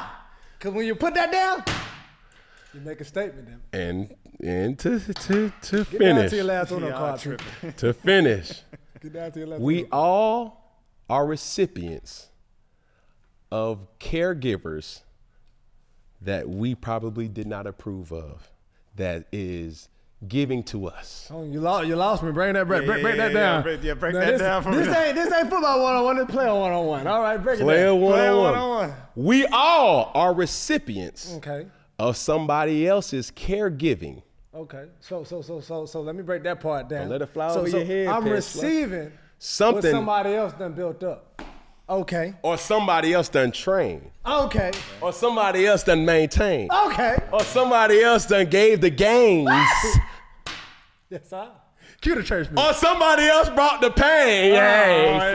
Slow down. But it's the truth. Yeah, okay. We all have been recipients. Like, damn, baby, who taught you that? Yeah. Slow down. Yeah, they had to learn from Damn, somewhere. who? Ain't learning from YouTube. Come on now. Okay. Come on. YouTube teach a lot of things, but sometimes you just gotta gotta get some experience. gotta have some real life experience. Yes, sir. So we all are recipients to somebody else's caregiving. Yeah. I got All right. you. I got you. Next clip. All right, the Darnold Dilemma in Minnesota. All right, week 18. The Minnesota Vikings lost to the Lions. All right, Sam Darnold numbers was 18 of 41, 186 yards, 0 touchdowns, and 0 interceptions. And as their recent loss in the wild card playoff game, they lost to the Rams. He went 25 of 40, 245 yards, 1 touchdown, 1 interceptions, and got sacked 9 times. All right, his stats look better than the game that was played. But Darnold started off hot. Now he's looking ice cold. What should the Vikings do? Should they keep Darnold? Should they give him the bag, franchise tag him, or should they let him walk? I think they should keep him for sure. I think he proved that he can win and he is capable of playing football at a high level. Now, experience is everything. Okay. And that was my major concern going into this game, playing an away playoff game. The tempo is a little different. The energy is a little different. The expectation is a little different. Every down counts. And there's times when I was watching that game and I was seeing like, hey, snap out of it. You good? Yeah. Bad plays happen. Good plays also happen. Let's focus. Now, to Darnold's defense, there were some plays where nobody was fucking open. They were trapping and tracing fucking Justin Jefferson as you would expect them to be. Yeah. Guys weren't open. Hey, he was holding the ball a lot, but the motherfuckers was coming back there, bro, fast. Yeah. Sacks, fast. Hey, fast. So I would always hear coaches say, if we all take turns with fucking up, that's not a good outing. That's 11 fuck-ups right there. So that's what I see the Minnesota Vikings. Their playoff experience was put on full display, and they didn't know how to win. From blunders, not just for Sam Darnold, defensive blunders, special teams blunders, just it all 3 phases. And you got a Los Angeles Rams team who capitalized on those mistakes. So would you have him come back as your starter? You got J.J. McCarthy there. They say he was primed and ready to be the starter this year. He got hurt. Yeah. Sam Darnold wasn't, perceived to be in this position. And, McCarthy got hurt. He stepped up. He's been playing.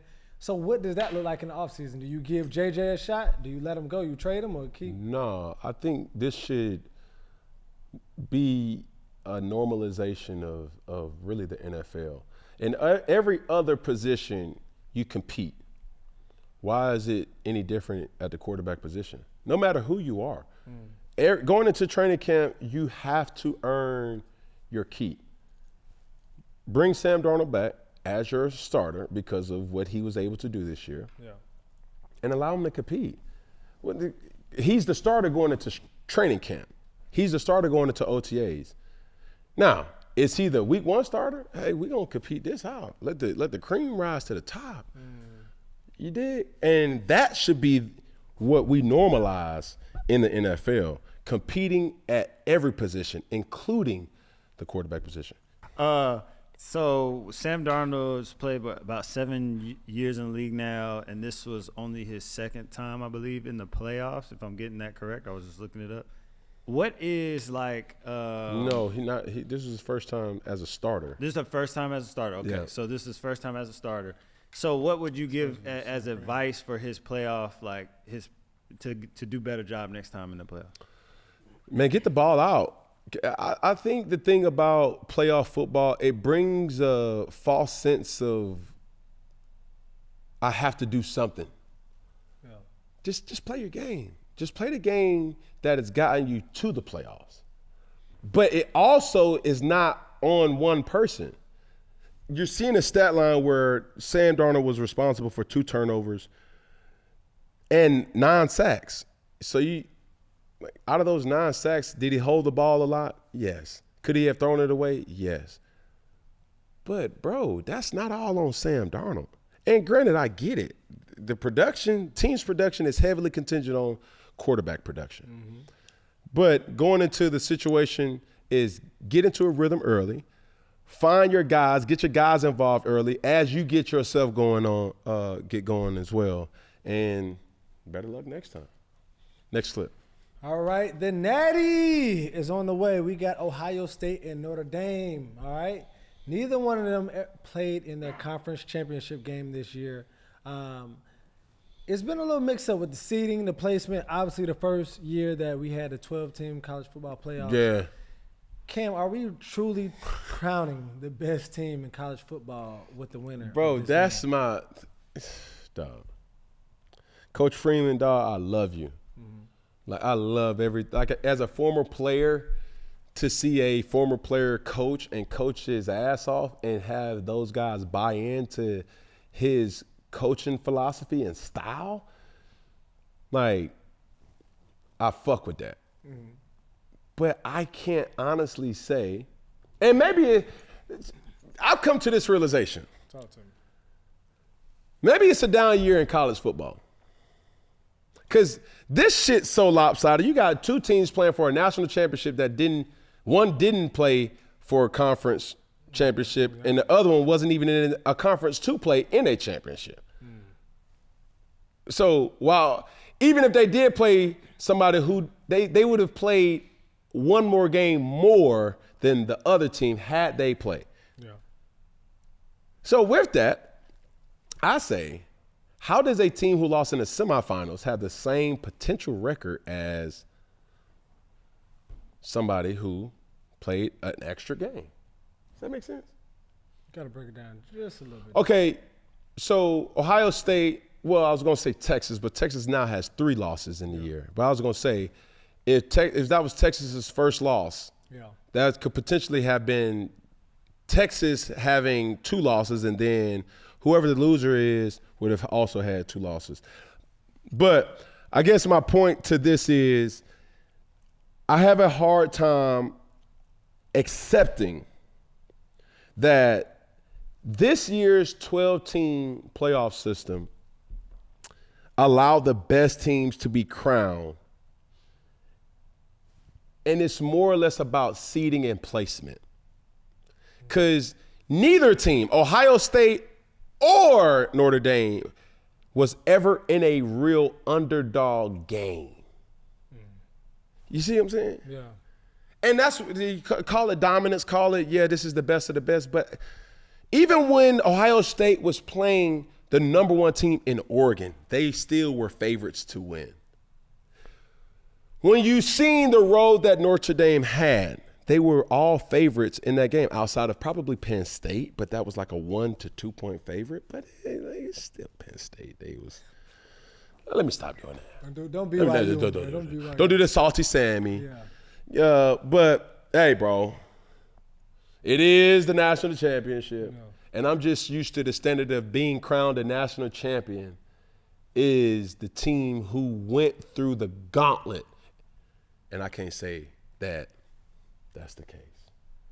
But who the fuck am I? Little bitty old me. See you in Atlanta, Ohio State. See you in Atlanta, Notre Dame. Can't wait. Next clip. Here we go. Second down. Questionable call of the week. Let's see what we got. So we got a little controversy. Is Tom Brady's broadcasting gig is a conflict of interest, all right? Ari Miro tweeted, Tom Brady will call the Commanders-Lions game on Fox. Notable given Detroit's offensive coordinator, Ben Johnson, is at the top of the head coaching candidate, and Brady is a minority owner of the Raiders who are searching for a head coach, all right? So, Cam, does Brady need to make up his mind on what he wants to do next with this chapter of life? Does he want to own a team? Does he want to commentate? Does he have time to do it? And I know a lot of you all players that turn into businessmen still have an attachment to the game, but want to attach to business. What should Brady do? Or does he have to make a decision? First off, I've been a big fan of Brady in this light post-football. Like, subscribe to his YouTube channel. And seeing this version of him is something that is like, it's pretty cool to see this side because Brady was always so private.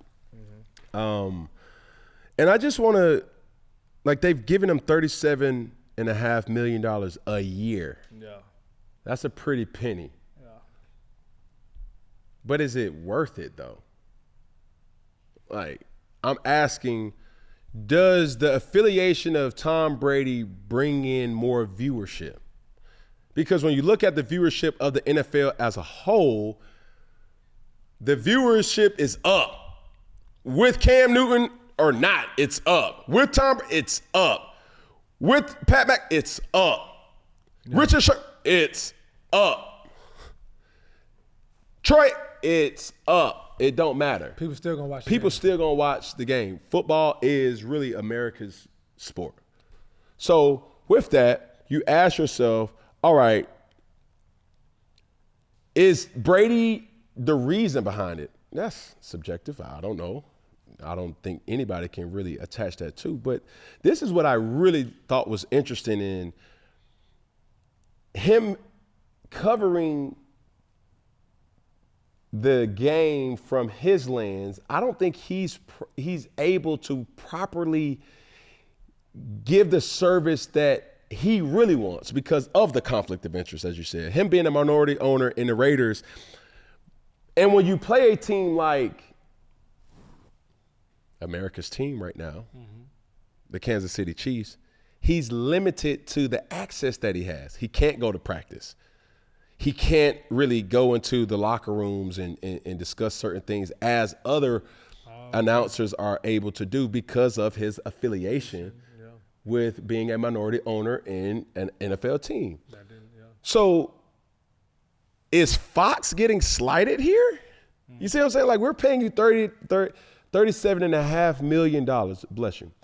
We're paying you $37.5 million to do some of your job. And what's the flex by saying that you have access to something that is only, you're not able to do it to the best of your ability? You know what I'm saying? Yeah. So I'm like, damn, that's fucked up because I can see from Fox, was that a, did y'all know that going into it? Or even for Brady, it's like people are critiquing my game because I only have half of the insight and the access. So I'm looking at it like I've seen multiple Tom Brady announced games, and I'm like, he's cool. I guess I think I'm more excited for the Brady cachet rather than him covering the game. Yeah. You know what I'm saying? And you probably know, like, oh, he got more to it. Yeah, the brain of a quarterback. When you look at Peyton or the Manning cast, like you hear them talk ball, and you see Brady talk ball. You see Troy Aikman talk ball. You see Tony Romo talk ball. The person that I'm a real big fan of, and I'm not just saying this shit just because he's a former teammate, but Greg fucking Olsen, bro. Yeah. He's really leaned in with getting into his broadcasting bag. And he's always been a guy that just talked X's and O's and never was really labeled a tight end. Yeah. Physically, yes. Mentally, no. He's had the IQ of a quarterback. His father was a former coach that coached him. But when you hear his dialect and you hear his vernacular as he explains certain situations in the game, you see on one hand, Greg has full access, and then you see in another hand where Tom Brady has some access, and it's two completely different things. Because, it's stated that Olsen lost his number one role to Brady. To Brady. And it's suffering because of the access, but is it really because the viewership is still up? Yeah. But shit, we let you be the judge. Here we go, next clip. All right, Steelers go down. All right, were they frauds all along, Cam? All right, bro. I've been saying this.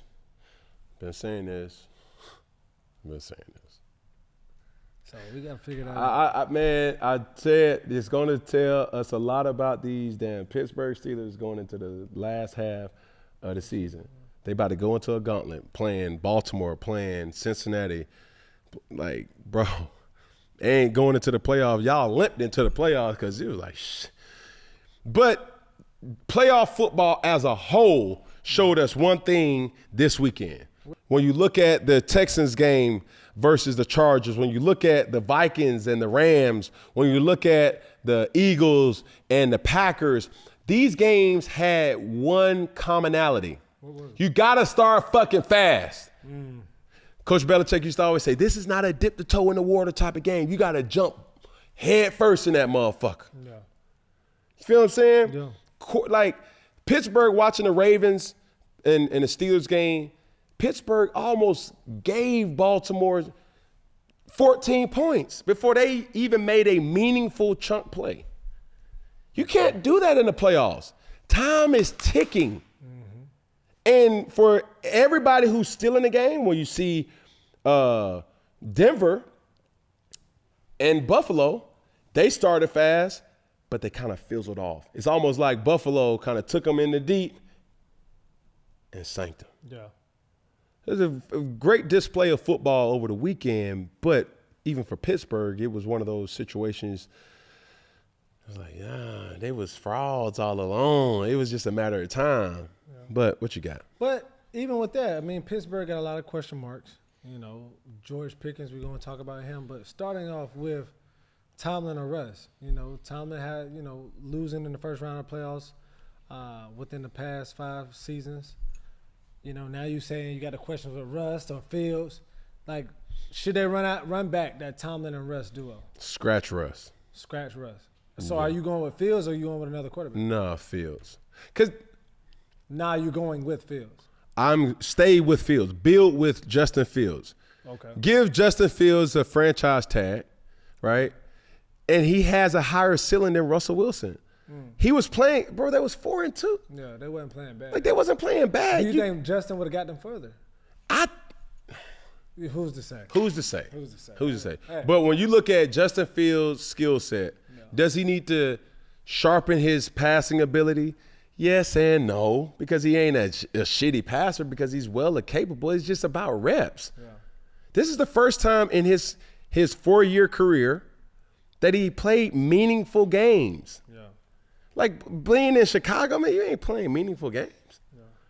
You feel me? So I would have stayed with Justin, just to be patient throughout that whole time and use Russell as a reserve for that. The reason why I say that is when you look over the last really decade or couple decades, the Pittsburgh Steelers haven't had a top 10 pick since 2000, damn it. Yeah. Top 10, 2000. Yeah, Plexico Burress with the 8th pick. 2004, Big Ben, 11th pick. Yeah. And then hold on. No. They haven't had a top 10 pick since 2019. Yeah. So 2019, they picked Devin Bush. I stand corrected. In 2004, they had the 11th pick with Big Ben. And then in 2000, they picked Plexico Burress with the 8th pick. Yeah. They haven't been there to draft young players, and the skill set that they need, receivers, I think they will be there in this draft. Quarterback, they're not going to have an opportunity to get Usher Door, Cam Ward, these guys. You see what I'm saying? And it ain't this is not a quarterback heavy draft. You feel what I'm saying? Like we've seen in other drafts. Yeah. So that's why I say it's like, bro, build with Justin Fields. He's still young, still got a lot of tread on his tires, and go in the draft or in free agency and find the missing pieces like they've done for the last couple of years. Here we go. Next clip.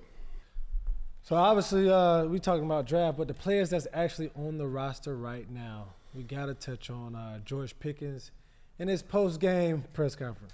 George, you've been with this offense now for 3 years. Have you seen signs of growth, and how much more does this team still need to grow offensively? Yeah, I've seen signs of growth for sure.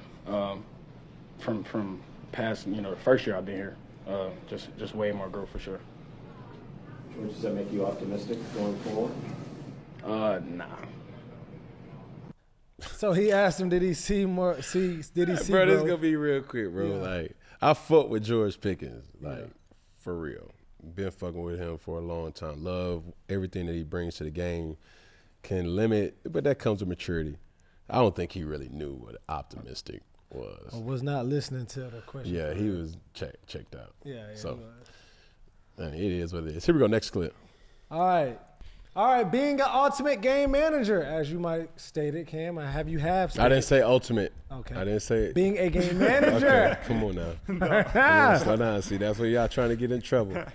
Go ahead. Being a game manager, all right? Jalen Hurts, the Eagles continue to carry him. And that's the speculation. Jalen Hurts has just picked up his third playoff win in these games. But his stats and the way that he's taking over the game, is more a team than him, So, 2022, he went 16 for 24, 154 passing yards, 2 tuds. And then in 2022 again, he did 15 out of 25, 121 passing yards, 0 passing touchdowns, 0 interceptions, 1 rushing touchdown. In 2024, he went 13 of 21, 131 passing yards, 2 passing touchdowns, and 0 interceptions. Now, which makes it harder for him, his contract. He got that big boy bag, 5 years, $255 million. So that's $51 million a year. Damn. That's a lot of goddamn money. All right. Well, are you confident in what's your confidence in Jalen Hurts? And is he being carried by the Eagles? Whether he's being carried or not, I'm extremely confident knowing that he's not going to lose the game. Okay. That's the part. That was what I was going to ask. That. It's intangible of See, the reason why the Vikings are going home right now is because it is, in some people's eyes, as if Sam Darnold lost the game. To the point that Stephen A. made on First Take. It can't be because of you. Yeah. You see what I'm saying? It cannot be, you can't be the reason why they lost. So, game manager or game changer, game manager or not, I don't give a damn. Just don't lose the damn game. Because this is the biggest thing that he has going for him. Great support on the offensive side. Yeah. He has great amenities. The defense is great. These stats scream one thing: field position. They've won the field position battle. Yeah. Meaning, I'm starting on the plus side of the 50. I just got to get 2 first downs, we get a field goal. Yeah. A first down, we get a field goal. 2 first downs, we're in the red zone. 1 first down, we're in the red zone. Those type of things are major in the playoffs. These are all microscopic details that you start thinking like, how can we win this game? We got to win the field position battle. That's, man, we got 90 yards to get a touchdown rather than 40 yards, rather than 60 yards. It's a big deal. And Jalen Hurts is not being asked to win the game, and that's okay. Now, whether you want to agree with paying him $51 million, that ain't your motherfucking business because he ain't lost the game yet. He got 0 interceptions. And then somebody will say, shit, he ain't won the game yet either. But shit, when you got the support that he has, you don't need to necessarily. Everybody has to do their job, bro. Yeah. So push me, push him, push her. Bro, just win, motherfucker. So that was what I was going to ask is like learning how or being able to not lose a game. Is that a tangible skill? It takes maturation in the system. Where even as a player, that says a lot about him to be able to say, I'm just going to take what the defense gives me. Yeah. But you remember a topic that we had a couple weeks back talking about the quarterback's winning formula. Yeah. In these wins, have they threw the ball more than 30 times? No. The most had 25. Come on, bro. Wow. Pay attention to that. But what you're not also stating in this stat, it can be a little skewed. Okay. Where's his rushing yards?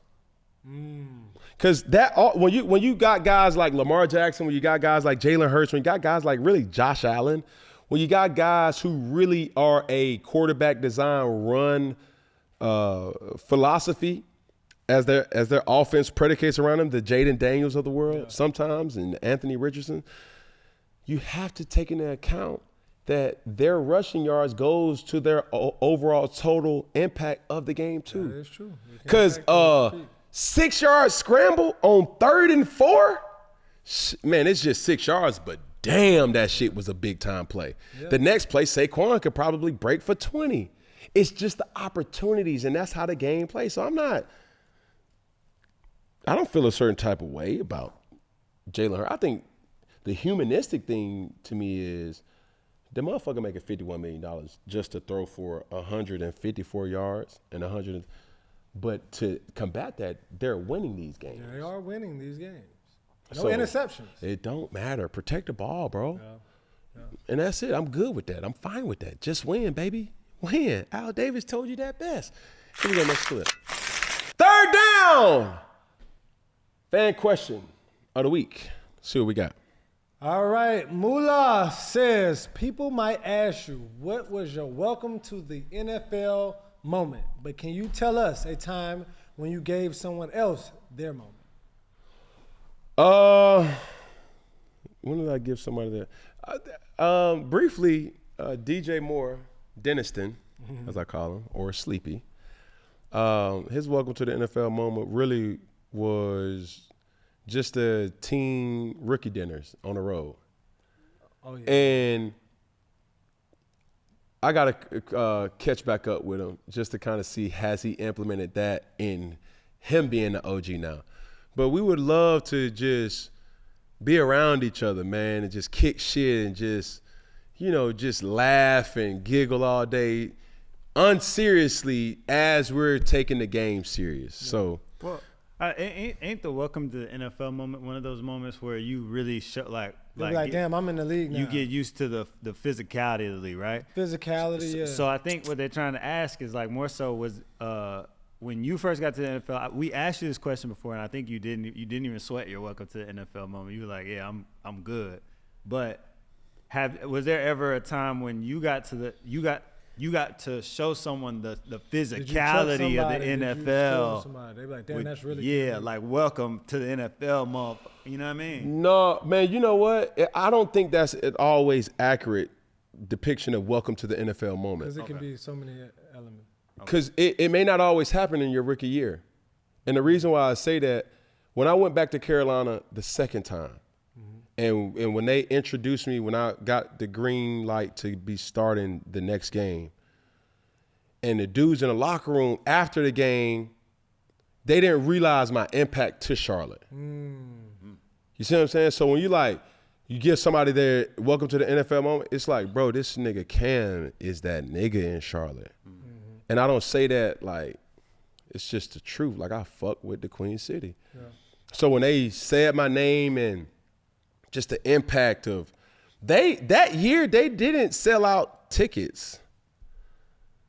Them shit skyrocketed when you came You back, feel what I'm saying? Sold out dates. But for them to witness Cam coming out of the tunnel, and that quarterback, #1 from Auburn, like, boom, just that. And them decibels hit the sky. Bro, it was so loud, bro. Yeah. So loud. And if y'all go back to that clip, so loud. I'm back. Y'all gonna see motherfucking Amari Peggy Collins running through that motherfucker with me. They was screaming for me. They was screaming for me. But now I've been rocking with Peg for a long time, man. So, but yeah, that was that. For people to have witnessed that. That was a hellified moment. And they, like, people forget. It's like, oh shit, nigga, you are Cam, like Mr. Superman. And to see it in real time, to see like that game was different. The energy was different. The biggest thing that was crazy about that, because the year before you went through a whole season of not being able, you ran out, but it was nobody in the stand. Yeah, COVID. That was a COVID year. That, for it not to happen and to come back so crazy, I just remember when you ran at the end, it's like you finished running, you just stopped and you just looked up at the crowd. And it was just like you just soaked it in for a second. Like, did he cry? Who? Did he cry? Nah, but it was like, but the music made it the motherfucker wanted to cry. It's like, I'm coming home. Yeah, well, I would have cried. When playing that video back of like seeing Cam in that moment, it's like he ran out, he stopped in the smoke and just looked. And then he just kept running, and when he ran out, and at the end, it was just like, he just soaked it in. Yeah. But being able to go home and look at the clip, and like you hearing the music, you hearing how loud it is, it was just like, damn, it made you want to cry though. Yeah. For sure. That was the moment. Man, bro, Carolina will always be a part of me. Yeah, for sure. Always.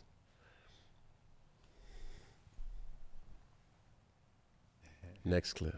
All right, sports talk with Chris. What were your thoughts on the interaction with Josh Allen with a referee during the playoff game? Even better than Vinovich talking. Trying to explain call on the back of the end zone. Yeah. See, that right there, man, it took me to, like, we would have conversations with referees. Like, the referees would make themselves available during training camp. So during training camp, the league referees will go to different camps just to answer any questions, let them know, update the whole team with rule changes and just to talk. And one of the refs pointed out that they have to be stiff because they don't want to have any type of interaction with players that will be taken out of context. Yeah. That example, clear as day. Gotcha. It's like, oh shit, was the ref offended? Like, they're humans, but they're reffing a game that has a lot of financial implications. Yeah. So a referee doesn't want to be like, man, laughing with Cam or laughing with Tom Brady, Peyton Manning, and giggling and helping them off the ground and throwing a flag and helping them up and like, you know, like, because that can look bad because it's the perception that gives. Now, what are you whispering? But I understand from the referee, he does or they do try to have a good relationship in the game, within the game, to players. It's like, hey, that was a good no call. Hey, I didn't make that call because of, hey, coach, that's a warning. Can't keep talking. Like, that type of interaction is normal, but from the ref's perspective, they don't want to be caught showing favoritism. Favoritism. Because it can get skewed of, wait, what the fuck is this? Yeah. And it's not always the case. And he may have been, and I know for sure he was doing his job. Yeah. So were referees with you a bit more on the cool hell side? yeah. They were cool or they were on the negative side? That's what I'm asking. Man, that's a conversation for another day. Lord have mercy. You already know what it is. Here we go, next clip. All right, Bridget Stockdale says, as a Panthers fan, watching Sean Payton and the Broncos lose this weekend did my soul some good. What did you think when you found out Sean Payton offered his players bonuses to injure you and other Panthers players? Yeah. Did you find out before the game, and was it a driving force? The for bounty fans? gate. The bounty gate. Damn. Put some money on your head. Shit. I don't know. Did you find out it came out after the fact? After the fact. Yeah, after the fact. Yeah. Well, it wasn't like, and I talked to players because we got Roman Harper, which was a great teammate who everybody had nicknames. I would call him Salt and Pepper. Yeah, it was there, yeah. But it wasn't really that big of a deal.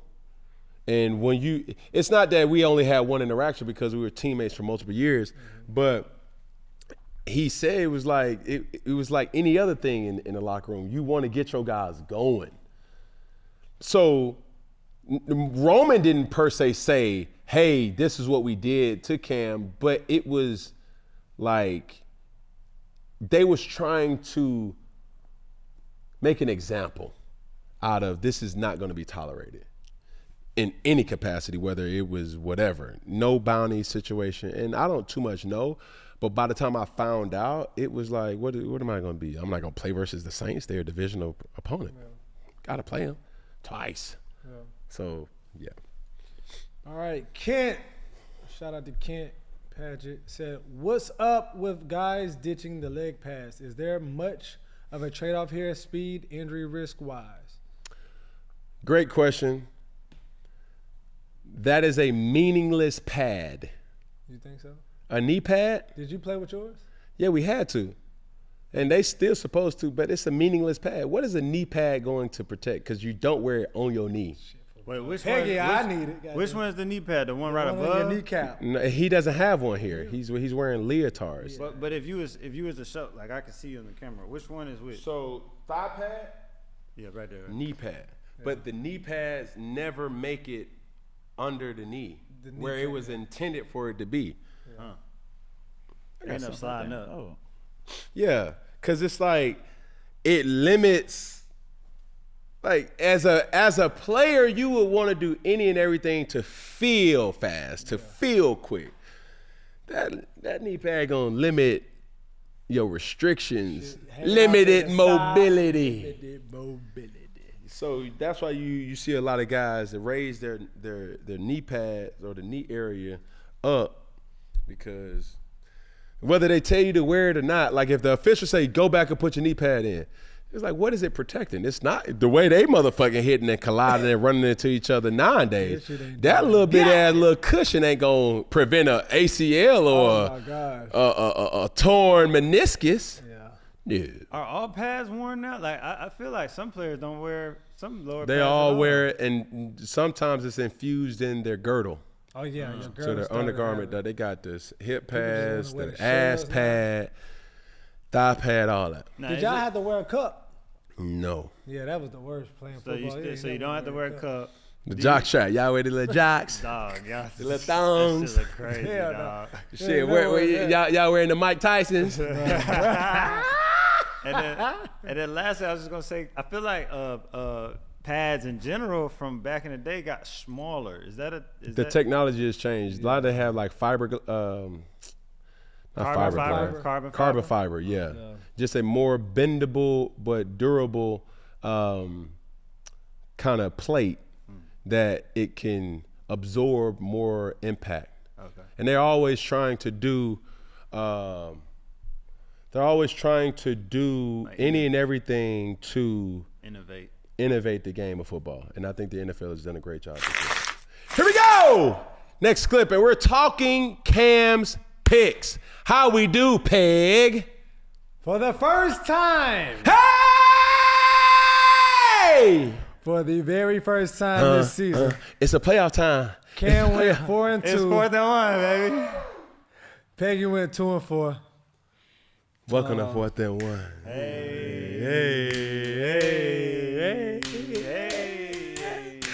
Now welcome. Coming soon. Man, you know, even a giant falls sometimes, but they get back up. Hey. Yeah, you know, it is what it is. All right, so this weekend we have Houston, Texas, and the Kansas City Chiefs in Kansas City. All right, Kansas City is an 8.5-point favorite. Boog, who you going with and why? I'm going with Kansas City. Okay. Because I do believe if C.J. Stroud and the Houston Texans had all their horses in the stable, Stephon Diggs, Tank Dell, then maybe. But I don't think Nico Collins is enough at the receiver position. Michi, I don't think those guys, and they're able to run the football effectively versus the Chargers because of the wear and tear. And Joe Mixon is a monster, but I still don't think that that's enough. I think Kansas City comes off well-rested, healthy, and ready to prove a point. Arrowhead going to be rocking and rolling. Yeah. So I'm taking that spread. All right. Next up, you have Washington Commanders and the Detroit Lions in Detroit. And the Lions are a 9.5-point favorite. Who you got and why? Yeah, I'm going with Detroit too. All right. And so you got the Rams versus the Eagles in Philly. And the Eagles are a 6-point favorite. I don't like the Eagles to cover that spread. Okay. Bro, it's something about Matthew Stafford, bro. That motherfucker. It's what he embodies. I don't think, when I think about the Los Angeles Rams, I don't think Matthew Stafford embodies, he's the player that embodies what the Rams represent more than Cooper Kupp. Very under the radar, hard-working motherfucker that just comes to show up every single day, who's willing to block, willing to run off, willing to catch, and make an impact in any type of way, shape, form. Puka Nacua, same way. Like those guys, like Cooper Kupp is an animal. That defensive line was as aggressive and just unhinged versus the damn Minnesota Vikings. You get a sack. Everybody get a sack. Cornerbacks too. Yep. I don't think that the Eagles will cover that spread. So I'm going with the Los Angeles Rams because I don't think that the Philadelphia Eagles is going to cover that spread. And I'm going to tell you another thing that's been brewing too. What? A.J. Brown on the sideline. Reading the book. Come on, bro. Come on. It's petty energy, bro, that you just got to know within the game. It's like, bro, he's frustrated. He may not say it, but reading a fucking book on the sideline, bro. What if he's just trying to get his psychology degree? Understand psychology degree, but there's a time and a place for everything. Then that's a distraction. Yeah, like he's being petty, bro. No. I love it, but he's being petty. You think that attributes to, and not to dive in too much, but Hurts not throwing the ball? That ain't enough.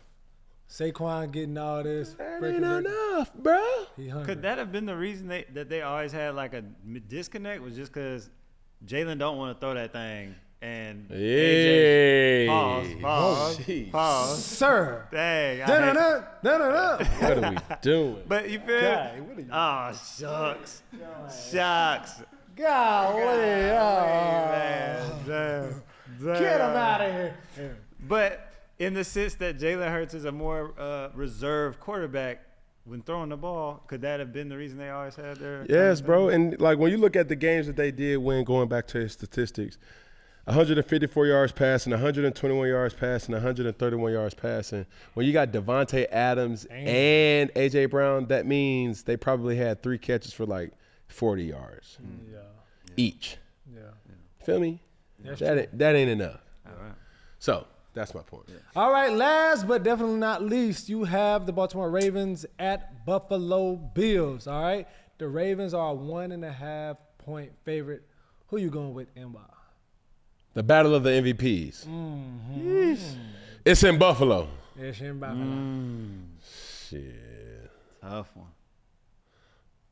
I'm going for the Ravens. All right. They're going to cover the spread. Like that means they just got to win. Yep. I'm going with the Ravens, bro. Man, Lamar Jackson, this his game where he has to play at a high level. Has to. And it cannot be because of him of the reason why they lose. He don't get the convenience of a Jalen. No, that's not how that team is set up. We need you to make plays, to apply major pressure. But I think the biggest impact is going to come by way of Derrick Henry. Yes, sir. Yeah. So I'm going with Baltimore. You ready, Peggy? Man, yeah, man. I got to redeem, man. It's the redeem team. You ain't too far behind. Here we go. Houston Texans, Kansas City Chiefs. All right, I'm going with Kansas City, and I do think they will cover that spread. All right. The Commanders and the Lions. I'm going with the Lions, and I got them covering that spread too. Like the Commanders, some dogs, but they're going to cover the spread too, the experience. Rams and the Eagles. I'm going with the Eagles. Last but not least. They're going to cover the spread. I think so too. The Eagles? They're gonna win more. So you're going with the Eagles? Yeah, the Eagles going to win more than 6. I think they're going to keep the ball more to time of possession. Say less. Ravens and the Bills.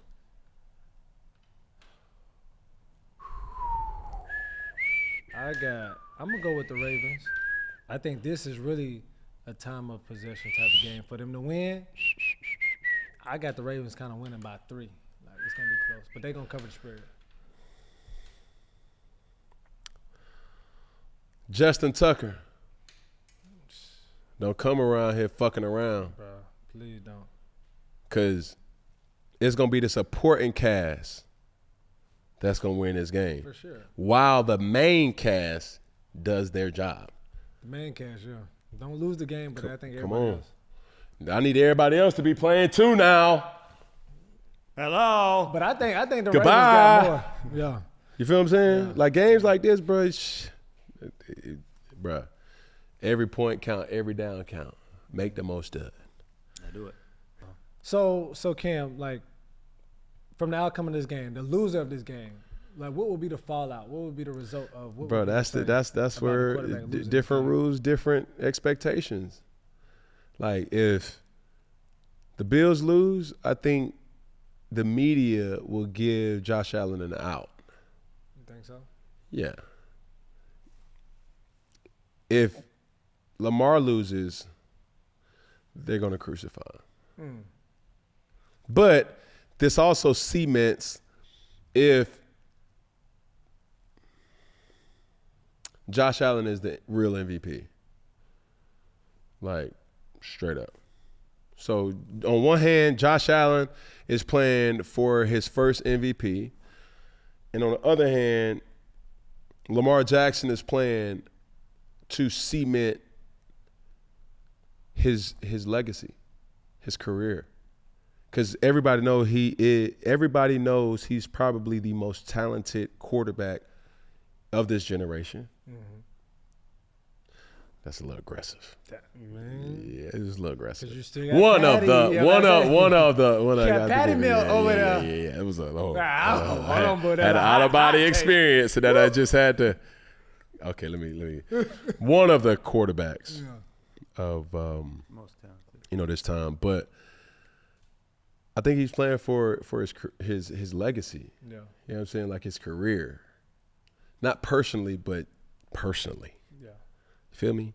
So, yes, it's two different things that both quarterbacks are playing for. Here we go. 4th down. Newton's Law. You ready for this one, Peggy? Let's lock in, bud. For the longest, the acronym for NFL has been what? Not for long. Not for long kind of represents what, though? How long their career would be. This is a short career in the NFL. Most players don't play after, their first 3 years? 3 or 4 years. That's the typical tenure on average, for an NFL football player, professional football player. Mm-hmm. First off, if you're still watching this long, appreciate you. Make sure you like, share, comment, subscribe, all that. But nobody is really talking about the epidemic of NIL. Yeah. It's crazy. It's going down. Like, this has been something that take the college football by storm. And it's now all about the money, money, money, money. Money. Can you blame them? Can't. Money. So, we got an algorithm. Not an algorithm, shit. We got an acronym for NIL. What is it, bud? Now I'm lit. Straight up. LaFleur. Like, now I'm lit. In essence, what the NIL stands for. Yeah.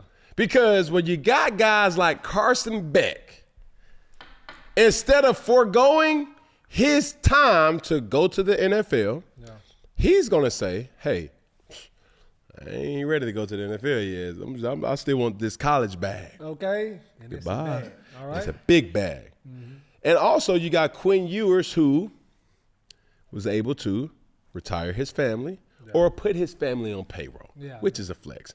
Play the video. I get to pay my mom a salary, which is nice, just because, all the effort and work they put into me growing up. I mean, they both, when we were living in South Texas, they both quit their jobs and moved up to Southlake. We really lived in the Grapevine area first, and then just for them and all the work that they put in for me and my two sisters is, I mean, even what I give back can't describe how thankful I am for everything that they do for me. Bro, now we talking about some real deal. Mania. Corn, yeah. You in college and talking cheddar, about mozzarella, provolone. Huh? Pepper jack. Come on now. Jack? Go. You feel me? Shredded. all three cheeses. Shit, goat. Oh, watch out. Hey, what's that? What about Cottage, that? motherfucker. Cottage. Oh. Pimento. Hey, No. I like where you at. Your cheese bag. But understand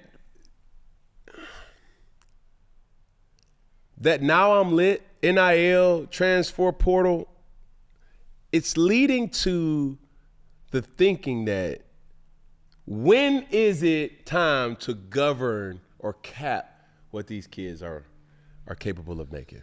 Bruh.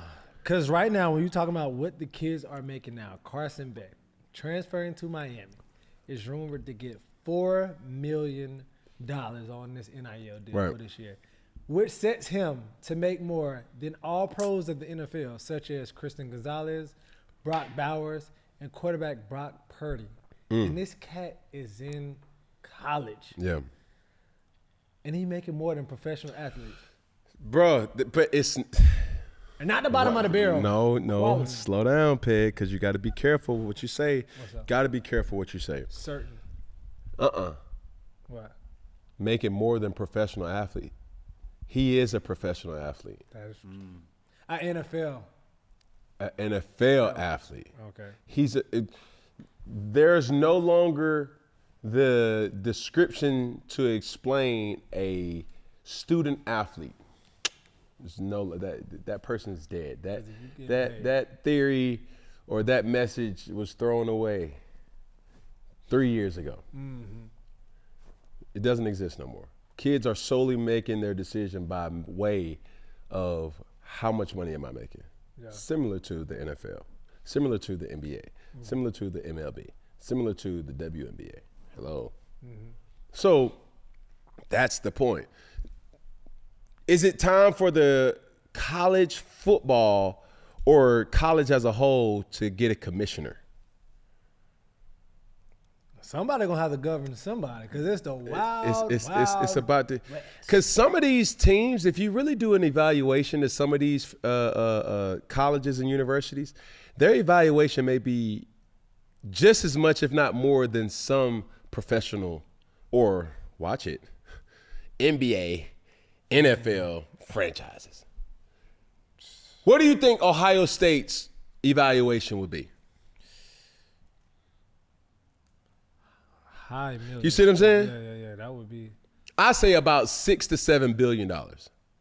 You think 6 to 7 billion? $6 to $7 billion. Because I'm trying to think about like Cowboys is like 10 billion. Now, what's an evaluation for this? Evaluation how much is the team is worth.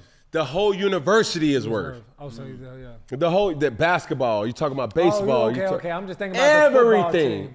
Everything. And now a lot of that somebody was to buy the whole Ohio State. Correct. Oh. Like academic and athletic, like buy it. And so in an NBA or NFL sense, it's just that franchise. Yeah. Evaluated for the whole franchise. Yes. So this is the whole school. Like think about it this way. With the sake of the national championship, Ohio State, what's that evaluation? But fuck that. What is Notre Dame worth? It don't went up. And it's not even a year. So I've put their feet to the fire to say, it's time for Notre Dame to enter a conference. But when you think about the money that's involved, they have a $20 million a year disbursement from NBC. So why the fuck would we go into a conference when we're already making the money that we need to stay afloat? So that on top of, if you really bust down Notre Dame's, the other sports, football that is, other sports outside of football are in the ACC. The thing that I really want to focus in on is this. With Notre Dame making $20 million a year, understand that year is really not 12 months year. It's really 8 months, 7 months, because it's the football season. They make another bag with the other sports. But I got to tell you the bag that Notre Dame operates with and their endowment. So Notre Dame operates with a budget for the fiscal year 23-24 is $1.8 billion, all right? And the market value of its endowment is approximately $20.3 billion. Yeah, and the year-end value of the endorsement is $18.9 billion. So these colleges are more than pro franchises, yeah. This is the pros. This is the big leagues, guy. Yeah. The big league. That's where the money is. Where the money reside, where the money reside. Like when you hear these, like this is alarming. And I was working out with my kids the other day, and it dawned on me. Got 4 boys, like they're bros. Mm-hmm. Like Chosen's the oldest at 8. Not including China, but China's in college already. But as they're working out, I'm thinking to myself, I don't even have the pressure to make sure that they get to the league. It's sooner. College. It's just, I got to get these motherfuckers to college. At 18. 17. Yeah. Ryan Williams. Yeah. You feel what I'm saying? I got 10 more years. That's Chosen's 9. If that. If that ain't in, you If got that. 8. If that. To make him into a stud. If that. Like, so you talking about, man, you keep having these broken homes. Shit, motherfucker, listen. I'm playing chess. I'm playing chess. But you put something in my mind, though. Because I think I even heard Prime was like, Coach Prime, it was like, I can't believe how people can scrutinize these college players. And now, when have we started making it open for people to just go at college players so much? But when you got a Carson Beck making more than a Brock Purdy, and then I have to cover him from not scrutinizing him as much as I would a Brock Purdy, that don't correlate. Yeah. But as now, I got to ask you twofold. As a dad, that you have 8 years max to make Chosen into this guy, and versus a media correspondent, a creator that will come on there and have to say you ain't ready, or you're not that guy, quote unquote. Like, how do you feel about that? It's like you got 2 ends of it. It's like, I'm his dad, so I want to protect him, but also I have a job in the media to tell the truth if this dude is not worth the hype. It's like, how do you balance that? Man, my dad was a perfect example of how to raise a child. For me, now there's a lot of dads that's out there that beat to the drum of their experiences. Yeah. But for me, man, my dad served the truth on a silver platter every day. Yeah. You ain't good enough, boy. Straight up. And that's me.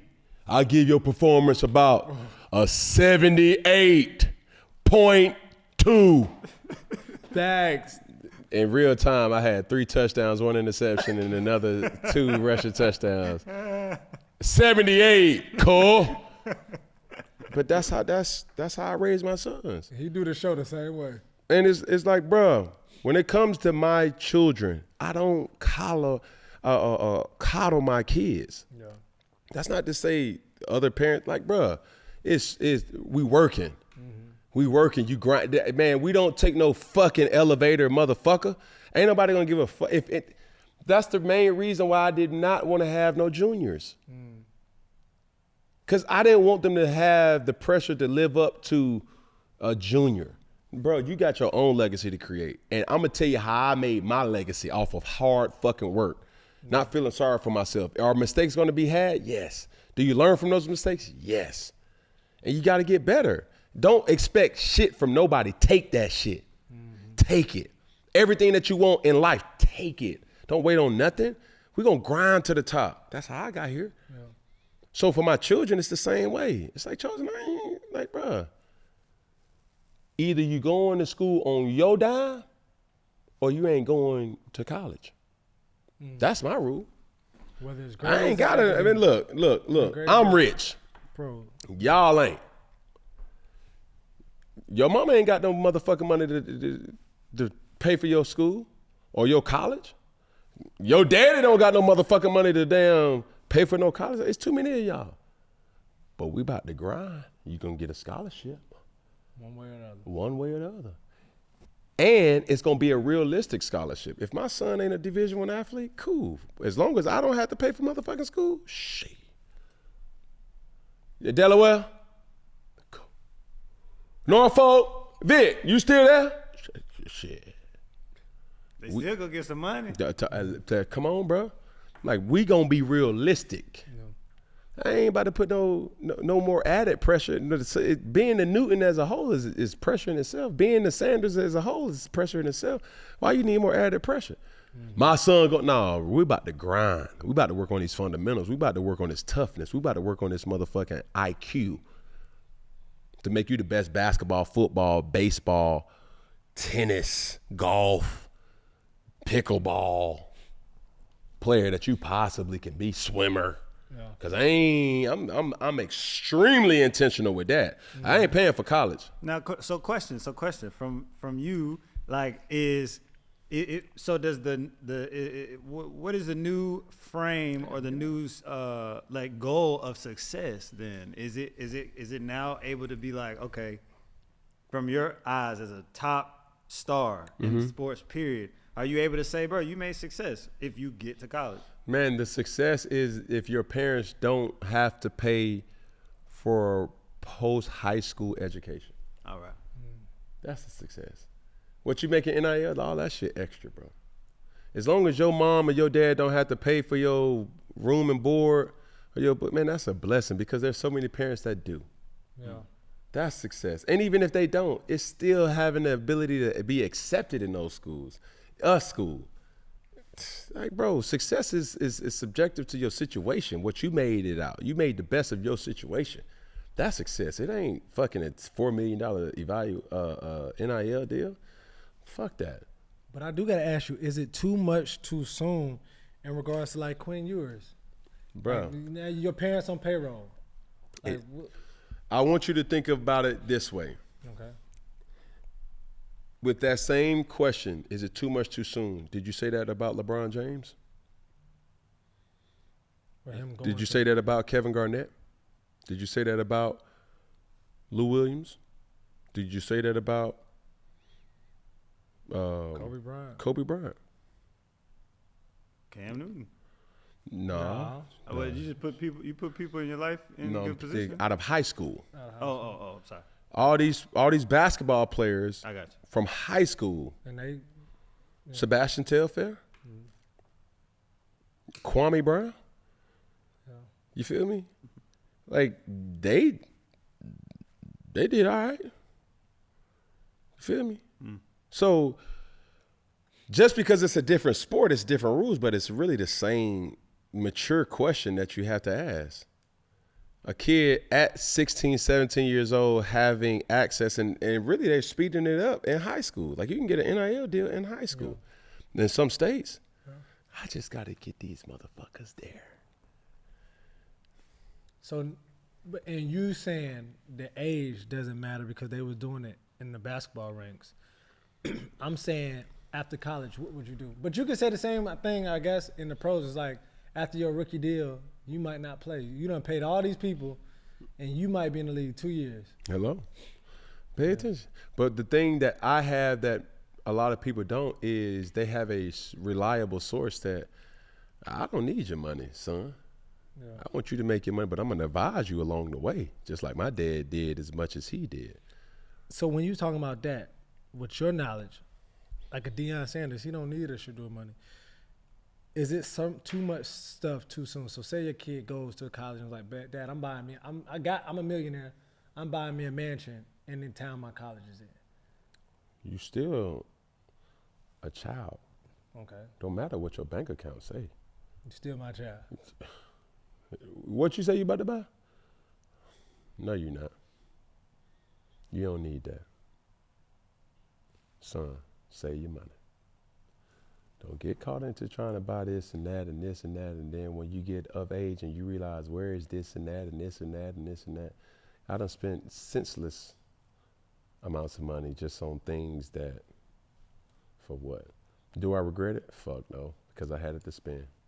Yeah. Still got it. But when you look back and say like, damn, I did buy that. Now I'm going through my closet.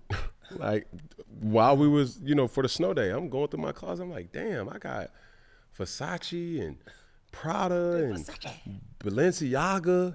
stuff that I bought that still got the tag on that shit. Yeah. Shoes that ain't even worn yet. That probably don't even fucking fit. Yeah. Like I wear a size 14. Depending on the shoe, I can squeeze into a 13. Why the fuck my ass done bought some 12s? Somewhere, Bro, I'm somehow. so good. Like and the thing is like I just wanted to get the look. About some 12s. Like, bro. We all guilty, Pen. We all guilty, bro. I ain't gonna lie, bro. Take the soul out, man. Bro, take the soul out that motherfucker.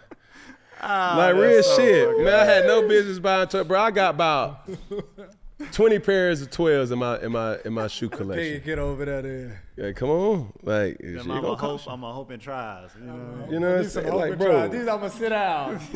These for a walk around 30 minutes Man, and they coming off. nah, these some kickoffs. Yeah, the Kick off. They ain't talking about damn first quarter of a football game. Damn. God damn, but that's some shit. This after the Star Spangled But Banner. this bitches is lit. That ain't gonna be the only thing kicking off, goddamn. Woo. What? But hell yeah, man, that's it. I mean, we living in a day and age where we seen athletes in the NFL that was not for long. Yeah. Now they're saying not for long. Is it worth it now? In the NIL era, where now NIL stands for now I'm lit. Mm-hmm. That's a time, boy. So I understand. And Carson Beck, no, I ain't gonna be able to get this money in the next level if I keep playing the way I'm playing. Because scoop it right now. somebody got to tell him, motherfucker, hey, what you did at Georgia ain't it. Yeah. Before the season, you were supposed to be one of the top quarterbacks. It didn't know. But make your money, my boy. Do that. Hold on, Boog. I gotta ask you this one thing before we get out of here. Do you think it will change and it will be a change with players actually staying 4 years in college Yes. now? You're gonna see the duration last a lot. I'm gonna stay. I'm gonna come back. Especially if they're not the top 10. Or I think it's gonna expose college sports though too, because with college basketball, I'm not privy to this information, and I don't necessarily know, and it's part of my negligence if I say anything that I don't really know. But I haven't really heard of college. I think college football reigns supreme of NIL evaluation. But like when you look at evaluations across the dynamic of college football, it's more football players than any other sport. Now, you may sprinkle in a basketball player, a gymnast. Yeah, but that's one. But there's going to be more football players that's going to be there for that. And that's just going to expose the truth of what sport garners the most attention and the most money. So, yeah. That's my point, Peg. Yes, Sirski. They ain't have NIL when you was in college, Peggy. Yeah, man, because I would have been. You couldn't get a podcast scholarship. But I'm about to get one soon. Coming up. We good? New studio, new deals, baby. One finger. Hey. One finger. Can't forget the pinky. Add in the thumb. All together, one love. You dig? And it's a wrap.